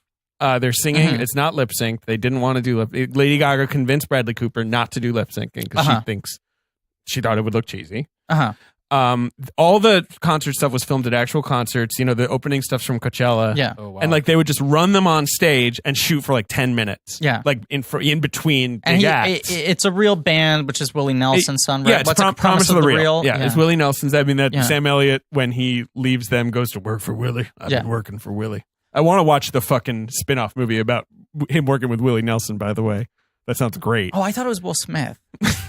The millennium is here. Here are 2 assorted thoughts, the 2 things I found most impressive in Bradley Cooper's performance. Yeah. 1, really sells being a musician on stage, which is a thing where a lot of actors fuck up. And I'm not even just talking about David's miming the guitar move. I'm not just talking about literally the sort of the physicality of the guitar playing or his singing, both of which are very good. But the fact, the energy, I mean, the thing you were saying about slumping the head over the amp, you see every concert performance, you go, oh, this is that type of show. Yeah. And it's very recognizable, unforced, unshowy, just really lived in, like, this is a guy who's done 8,000 concerts, who's drunk stuff. The other moment that really stunned me, you talk about him being in the drunken haze and realizing only after he goes to Ron Rifkin rehab, triple R, as we call it, R squared, that, he's literally been drunk this entire movie up until now. Pretty much. It's been different stages of drunk. Yeah, there are times when he's not drunk, but it's few and far between. And when you see him post rehab, and you're like, this is the first time I'm seeing sober Bradley Cooper the whole movie. Mm-hmm. This is more like the Bradley Cooper I know. Sure, right. It is that very effective tool in movie making, which is you withhold something from the audience so they don't realize they've been lacking it until you bring it back to them. I just want to say something. And No, go ahead. You realize, but just like in that final scene, not final scene, but the final stretch where he comes back out of rehab, when you're just like, when he's just kind of sitting around. Oh, right. His skin doesn't always look as leather. Right. His eyes aren't always glassy. Right. Like, you get so used to that as being the baseline with Bradley Cooper, and your notion of sober becomes more sober than usual, right. rather than a totally direct sober Bradley Cooper performance. I don't need to go to rehab right now. There's no, and I don't want to. I don't want to belittle You're rehab. talking personally as David Sounds? Yes, but David Lawrence. If I could go to a thing where I just kind of hang out with Ron Rifkin for like 6 weeks and swim in a pool, wouldn't say no. Seems fun to me. Here's another thought I had during just this like movie. I just have chats with Ron Rifkin and then I swim. What seems great. And once again, I'm dealing with my own shit, right? Mm. But in that scene with him and Ron Rifkin talking on the bench, went like, fuck, I want to be old so I can play Ron Rifkin parts. I had that distinct thought where I was like, I'm so done with my career. Can I just be old and play Ron Rifkin parts? Can I show up for 2 scenes and just be like a pretty good listener? And I was like, am I going to need to go to rehab? So here were our takeaways from that. You were like, I wish I was Ron Rifkin. Yep. You were like, I need to go to rehab. And I was like, I'd love to just hang out with Ron Rifkin and swim. Right. I'm going, Hollywood is evil. I just want to be Ron Rifkin. Ben goes, I should call Ron Rifkin and check my in to Ron Rifkin's House of Rehab. And your notion was 5 out of 5 masterpiece would fuck again. Rifkin. I was so happy when he showed up. I know. It's that thing we talk about where Joanna you just turned to me with like glee in her eyes because she loves Alias. When you just get a good, my favorite term for this, but just a good steady hand character actor where you're like, okay, I'm going to be treated right for these couple of scenes. Ron Rifkin's not going to do me dirty. You're totally right. He's a steady hand. He's a pro. It's true. There's a hand at the tiller here. Yeah. Oh, Riffy. He's looking skinny though. I hope he's okay. He's kind of skinny in this movie. He's always been a skinnier guy. Yeah. You know what I love him in is fucking LA Confidential. Yeah. He's so good. He's also just got a great face and a great voice, and his name is Ron Rifkin. Mm-hmm. He gets a lot of points for being named Ron Rifkin. Yeah. It's a perfect character. The movie actor just name. kind of riffs for 10 minutes. I think, does he share a title card with Baba Shabaka Henley? Maybe, I'm not sure. Because that was the point where, sorry. Go on. I'm not even going to make my joke now. Okay. I was going to say that was the point where they kicked me out of the theater for masturbating. Oh, God. It was when there was the split card with Barry Shabaka Henley and Ron Rifkin. Oh, boy. Cut it out and then double it. Yeah. The lady so Allie gets famous. Yeah. A Star is Born, one could say. A Star is Born, starts making pop music. Yeah. I've seen some criticism about like how the movie is like sort of, derisive or dismissive about pop music. I don't think it is. For one, I don't think it is either. all the Lady Gaga pop songs are good, in my opinion. And the soundtrack's out now, and I've been rocking out to it. It fucking rules. The only song that is quote unquote bad is the one written by Diane Warren about jeans. Which one's that? The one she does on SNL. The Why Do You Look So Good in Those Jeans? Like, the one that he makes fun of. The one that he's not into. That's kind of backhanded. It's insane that Diane Warren wrote it. I know. Hey, Diane, you want to write one song for our movie? It's the bad one. Well, I wonder if the conversation was literally like, Diane, you're a pro. You've written so many songs for movies. Can you write a song that's sort of supposed to come off as a little cheesy? Yeah, like, I wonder. Because it's still kind of, it's a little bit of a it move. You think it fucks? It doesn't fuck, but it like slaps. Yeah, it wears a pair of jeans. But then they have that scene in the bathtub where he's drunk. He starts calling bullshit on the song. He calls her ugly. I mean, all that stuff. And I was like, right, okay, here's that Star is Born turn. He's nasty. Where he becomes like evil. He's nasty about her art. He never. You see, so in the Babylon, he does call her evil, ugly a bunch. He says you're ugly, but he says it after she has started making fun of his dad, and I think, you know, like there's sort of, he has that kind of plausible drunk deniability. He was like, I'm talking about how you're behaving. Yes. But it also feels like he's being nasty. Yeah, like he's hitting her where he know it hurts. Right, that's the word that's gonna... Right, that's the word that's gonna set her off, make her sad. Yeah, and but what it feels like more than that is like he doesn't like the fucking manager. He doesn't like, you know, the sort of pop apparatus, right? Apparatus. Yeah. But yeah, he just apparatus. thinks apparatus. That's what I say, apparatus. Yeah. You know, he just thinks like she's not like telling her truth anymore, and it's like, fucking settle down, you old coot. You know, that's how I feel in that scene where I'm like, not every song is gonna lay it all on the line like I like to do, you know, and that's what Sam Elliott is calling out him earlier. But he's too, like, you know, wrapped up in himself to really hear him. Also, he can't hear. Right, he's got that issue. This movie multiple times where he's like, what? Like, he just he can't hear people. When he goes up to him at SNL and Sam Elliott asks him the question, he answers something different. Yeah. Do you know what I'm talking about? I forget what the exact lines are, but Sam Elliott asks him something directly. Willie. Sam Elliott is basically like, I can't remember what it is, though. But Bradley Cooper gives him a stock answer to what he assumed he asked because he can't hear him. And Sam I thought that was a really look good in his eyes where he's like, oh, he can't even fucking hear. Right. Yeah. Love all that. But yeah, I mean, I think like this movie is kind of always on Allie's side, and then it's like, you know, this is what being famous is like now. And yeah, there are some trade-offs you have to make. Yeah. But there are things like he's like, you're going to have blonde hair. And she's like, I'm not going to have blonde hair. She ends up having like this sort of reddish hair that's more like a sort of neon version of her own hair, right? Yeah. You know, and he's like, I want you to use the dancers. She doesn't want to use the dancers. Finally, when you see her with the dancers, she's sort of like, they're like a team, like they're with her. But once again, the only sense of that you get is from this one sort of very flatly written manager character. What do you mean? I mean, he's the lone representation of the pressures of... Well, you know... Because he's the mouthpiece for all of it. You don't hear it from anyone else. It's a long movie. It is. And the other ones are so much longer. They're 3 hours. The Gaynor one Not the is... Gaynor one, right, but the Garland and Babs ones are 3 hours, full hours long. And you just can't do that. Yeah. So, yeah, I mean, there's a little bit of abbreviation. I just don't mind that. I also think, like, the movie does, you know, it could get so sludgy. So, I mean, you're going to be angry that I'm comparing it to another movie. Yeah.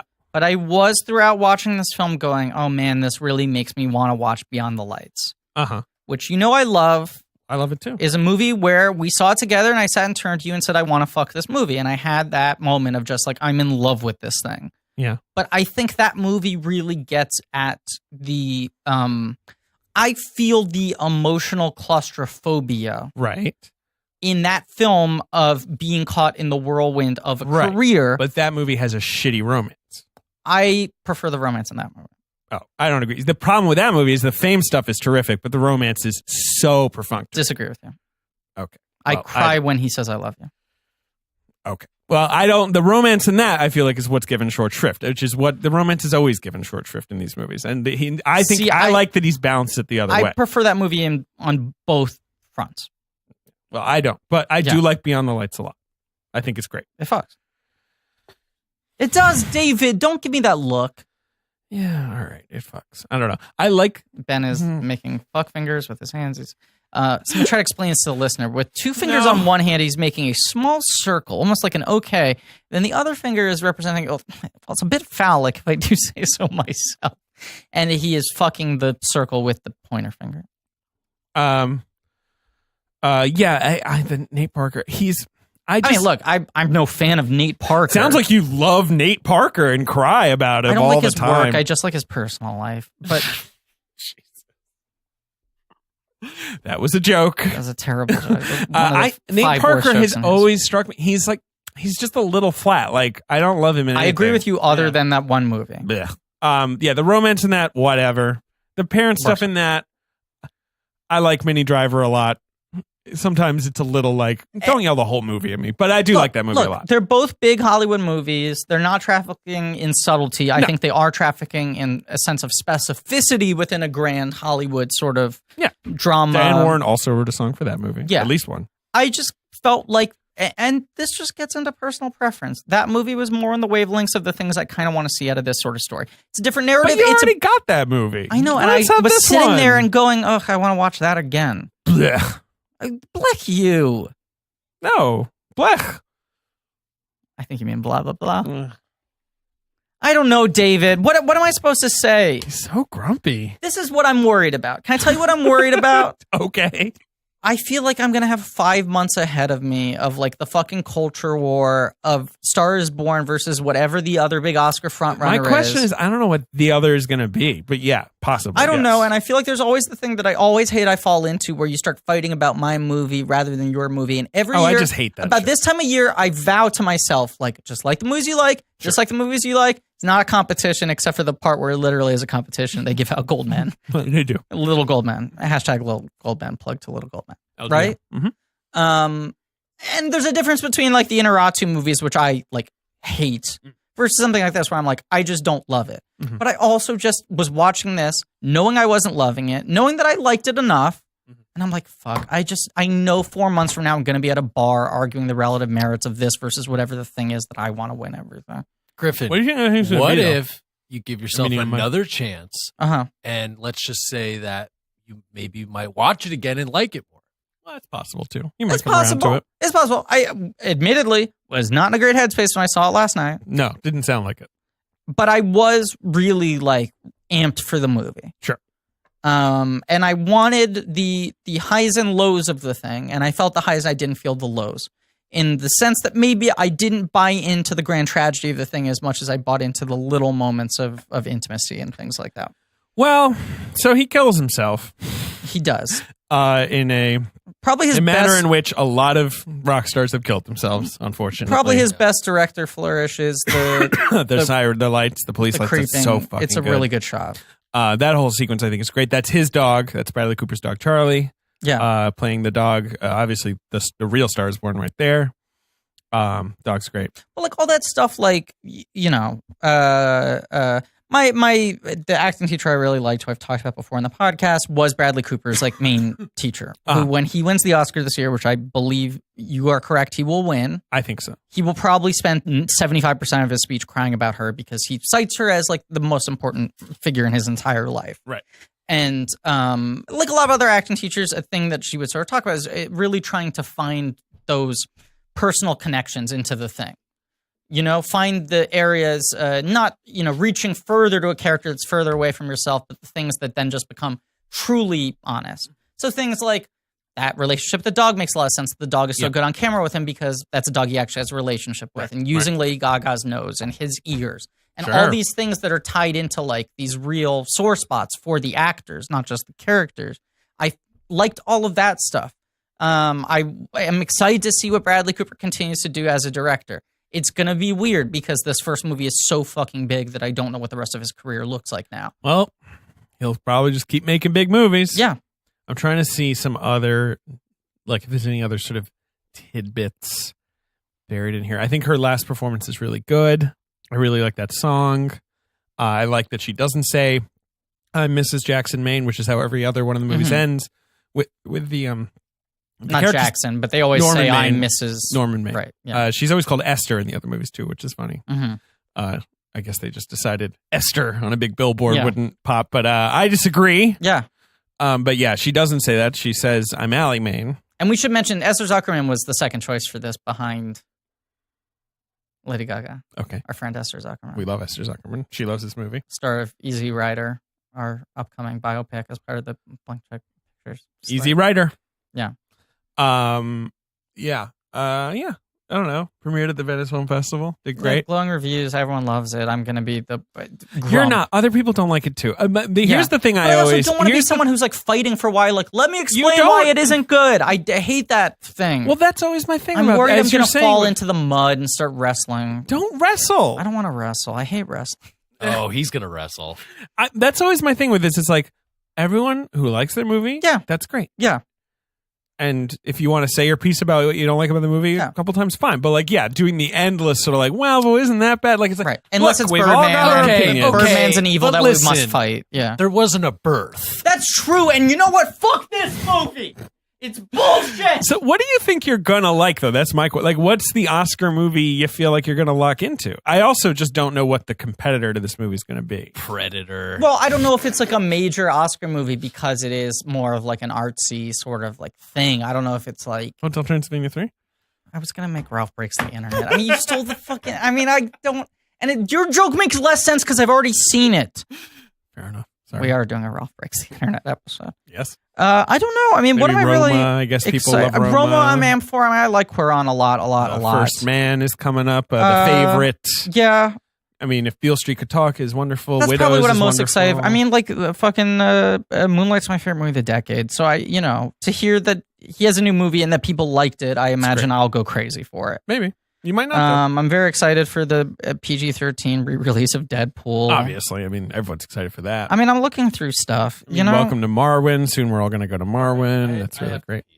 Okay. Yeah, go ahead, Ben. Ben has to pee. They played the trailer for The Mule before the movie. Oh, I am so in for The Mule. We already talked about this, I think, in another episode, but I'm angry that he doesn't have drugs in his butt, that apparently they're just in the back of his truck. A lot of pecans, though, in that trailer. A lot of pecan Bradley talk. Cooper, do you think he bought stock? Did he buy futures in pecans? Pecan futures? I unfortunately, like, I'm so excited for The Mule. I am too. God. Even though I think it'll probably suck. Like, I don't Eastwood care. trailers are so I good. know. Why are they always The American so good? Sniper trailer rules. Right, that's the best trailer of the decade, if It's you such ask a good me. trailer. It certainly helped its massive Right. performance, I think.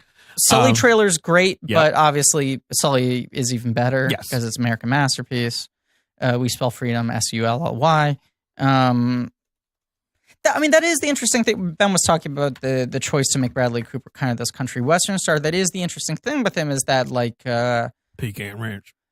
Pecan Ranch. Right. It is interesting. Maybe that's the RX bar flavor. Is it's pecans with ranch sauce, Right. ranch dressing, Perfect. and egg whites. It is interesting that Bradley Cooper has become this partial avatar for, like, Red State America, because American Sniper was American Sniper certainly very much was. like finally a movie for us. I don't know if this movie is going to be an avatar for Red State America from the initial reactions, but Audience maybe. I saw it with was crazy about it, but I will say it was also like 92% women. Yeah. And I think this movie is going to be one of those massive, like, oh, right, we should make a movie that women want to see. It turns out they show up in droves. Lady Gaga's films. amazing in this movie. FYI. We haven't really talked about her enough. Yeah. She rules. She's natural. She's human. She feels like a person. I didn't think she had it in her. You know, all the other sort of acting roles she's done, it's all image and glam and sort of like extreme, archness. Yeah. And none of that's present here. God, her face in those early scenes, the way she's just looking at him like, is this guy totally full of shit? Yeah. Or is this for real? Like, is basically like what she's sort of like is slowly getting ground down in those early scenes. Yeah. Where like, is he just like a famous guy who's trying to like have a cool night, or like, you know, is all this shit he's saying? She's all that well. Yeah, I don't. I mean, You know, whatever. You seem less enthused. Yeah, I was less enthused with her performance, but I don't know if I have like pointed gripes or anything. She's great. She probably won an Oscar. It's weird. She got a fucking huge applause break at the end credits by theater. Yep. Yeah, you think she's gonna win? I think it's possible. I think the reason she doesn't win would just be the Oscars being like, the nomination is your reward. Like, you know, this movie's winning elsewhere, and like this is like your first big role. That's kind of why I think she's not going to win. But she doesn't have an obvious competitor, which is why I think she will win. There's There's no one who's got this sort of big juicy role plus no Oscar, like to sort of make a run, except for Glenn Close, who's in this, like, you know, respectively received summer indie movie that did okay. Like, and for Glenn Close, if she's winning, it's literally just like, well, she's never won. Oh, you're forgetting the other really big hyped up female performance of the year. What? Keira Knightley and Nutcracker in the Four Realms. You were struggling there. Yeah. I mean, I don't want to unite the four. Have you seen the trailer where her I don't voice want to talk about a movie I wrote and directed. I just think it's weird. I think it's weird to talk about it when I poured my soul into that movie. And let's admit that, David, you are a paid sponsor for this episode. Nutcracker in the Four Realms Unite the Four in theaters. Look, I'll admit, my pitch to Disney was 3 realms. They added a 4th realm. I've never been fully comfortable. See, they won't let you make a small, intimate story. I mean, that's the success of Star is Born. It's a small, intimate human story. You're just a boy who wants to tell a nice, tight, controlled story about 3 realms. 3 realm story. It's a 3 realmer. And they're like, this movie look, they were like, look, 3 realms, this movie makes 80 million. 4 realms, the multiplier, and they had this but they're graph. overreaching. Yeah. I think they might have been, selling me a bridge. Like you also you delivered them an airtight diamond cut 3 realm structure screenplay. It has a clear 1 act, 1 realm. One realm. It's true. Some people are going to say the 4th realm feels tacked It's going to on, feel lumpy. but I'm not going to tell you which realm wasn't my realm. Okay? So you're going to have to figure that out from yourself. I think it's obvious. Can we do a 4 realms episode? Yeah, we're going to release that to a black hole. It won't be on the internet, but we'll just shout it into a singularity. Yeah, you can record that one on your own. Yeah, Ben's like, yeah, I'll produce that. Never. Yeah. So we're going to release our Nutcracker in the 4 Realms episode on feral audio. Oh boy. I think the doors have closed on that one, haven't they? I don't know about that. Oh God. I mean, what? We're recording 5 hours. I have to go to Comic-Con. Yeah, you do. Yeah. You're gonna do great. I think so. Griffin. I don't know. I've been a very nervous I know state you've been a bit of a recently. nervous wreck this week. I have. I'm about to move. I'm going to wreck You're it. gonna move. Much like Ralph, I'm going to wreck it. Ben, we had a great time at Star is Born. We love Griffin. I love you guys. Griffin's the best. My He's gonna be favorites. fine. You're gonna Yeah. be fine. I'm going to be fine. Coming up after this is Nancy Myers. It's mostly in the can for us. We've done most of them. All but the last 2. Yep, and I think it's gone great. I think It's we got been a some lot of great fun. guests. We Got have some we good have a lot of guests. really exciting fun guests. first-time guests, too. Couple good first-time guests and some nice returners. Yeah. The holiday episode, the dog is off the leash. The dog's off the dog park. God knows where he went. He's all over the place in that one. It's on the cat ranch. Lock the gates, baby. He might sneak out. Yeah, we did record it at the cat ranch. We did. By the way, when I said a lot of new exciting guests, Mark Maron is the guest on every Nancy Myers episode. We figured he had the right voice for them. Yeah.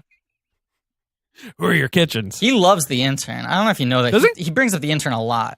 Is that just like because he saw it? Like, I feel like Mark Maron doesn't see a lot of movies. Yeah, but he brings up a lot. Every time he has like any film person on, he goes, "Have you seen the intern? De Niro's like fucking great in that, right? Like he's throwing heat. He's like right in the pocket." I mean, we'll talk about it. That's one of the only ones we haven't talked about. Yeah, we'll talk about it. Well, Griffin's a grumpy guts, but this was I'm a great not grumpy. episode. I just feel worn out and all this sort of stuff. Yeah. You know, I'm far from the shallows. You are. Now I am at least. We're gonna do whatever Bradley Cooper movie comes next. Yeah. Bernstein or whatever it's called. Leonard Part 7. I hope it's something was so stupid. The movie? I hope that Singing and dancing. No, like no. I hope that Bradley Cooper like doesn't make Bernstein. Oh, he makes like a U-turn? and he's like, you know what? I'm gonna remake Suspiria again. I'm gonna do G.I. Joe 3. You're right. World War Z 2. Fincher won't take it. I just snatched it up, baby. Or maybe he hears my pitch and we finally get the buzz. Well, first of all, I mean, right. They have their first look deal at Warner Brothers, so Phillips and Cooper are the 2 guys to get. But I'll say, if Bradley Cooper's looking for a good follow-up performance to this, Night Eggs is right in his wheelhouse. Detective Night hell Eggs. Yeah, absolutely. Mm-hmm. Yeah. I'm still in the process of working White says on that. first look at that one, though. That's White's a White's does. picture. Yeah, he's part of the package. Could you just imagine Coop, though, crushing eggs with his boot? I could. This episode's a masterpiece. Yeah, I guess so. Oh my God. Take some pride in this beautiful thing we created. I know. All right, get out of here. Okay. Can we end? Yeah, what else we got to say? Anything else? No. The mule. I hope it's muley. I hope it's Muley. I'm really 4 excited realms. for that Look one. out for those. I don't Nancy. know. Let's see. Nancy's coming up. We talked about some of this while you were in the bathroom. Okay, great. Yeah. Then let's go. Let's just go? Yeah. Okay. Yeah. All right. Hey, look, here are a couple things I want to say, and I want to say them clearly, okay? On the record. I don't care who I offend. I just want to take this moment to stump speech, stand on my soapbox and say this. Yep. Thank you all for listening. Please remember to rate, review, subscribe. Despite what anyone else might tell you, thanks to Manfred Guda for our social media. Despite the dirty rumors out there, thanks to Joe Bone and Pat Reynolds for our artwork. Lane Montgomery for our theme song. Go to blankiesoutrare.com for some real nerdy shit. Go to T-Public for some real nerdy merch. And as always, just want to get notified by that.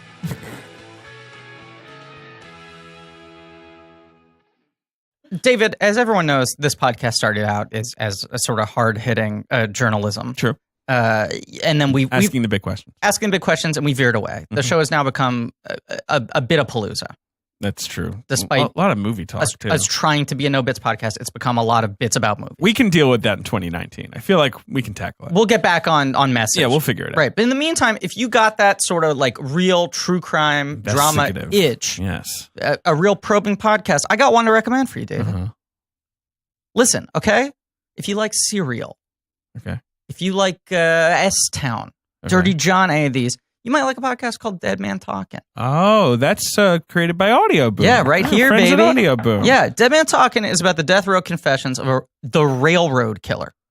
Okay? Angel Resendez, who Okay. crisscrossed the U.S. by freight train in the 80s and 90s, choosing his victims at random before he was executed by the state of Texas in 2006. That's Oh. spooky. That's extremely spooky. I'm bummed out right now. Okay, but here's the twist. Okay. Shyamalan style. Before his death, Resendez spoke to journalist and host Alex Hannaford and claimed on tape to have killed as many as Oh. 40 people. More than he was arrested for. No good. Very bad. Don't do it. Don't but do it. do listen Yes. as each episode takes a confession and leads Alex on an investigation to find out the truth. Okay, because here's a double Shyamalan. You got to ask yourself, was the railroad killer lying in order to slow down his journey to the execution chamber? Right. Was he even more sinister than anyone could have imagined? Right. A little bit of an unreliable narrator thing. Sure. Features interviews with his only surviving victim. Jesus. That must be a weird club to be part of. Mm. The psychiatrist who knew him best, attorneys who worked on the case, 2 inmates currently serving life sentences for crimes Resendez claims he committed. We've been trying to book them as guests on the show. I'll tell you, they're hard gets. So you Cut visit that out. Apple Podcasts, Google Podcasts, Spotify, or your favorite podcast directory. Search for Dead Man Talking.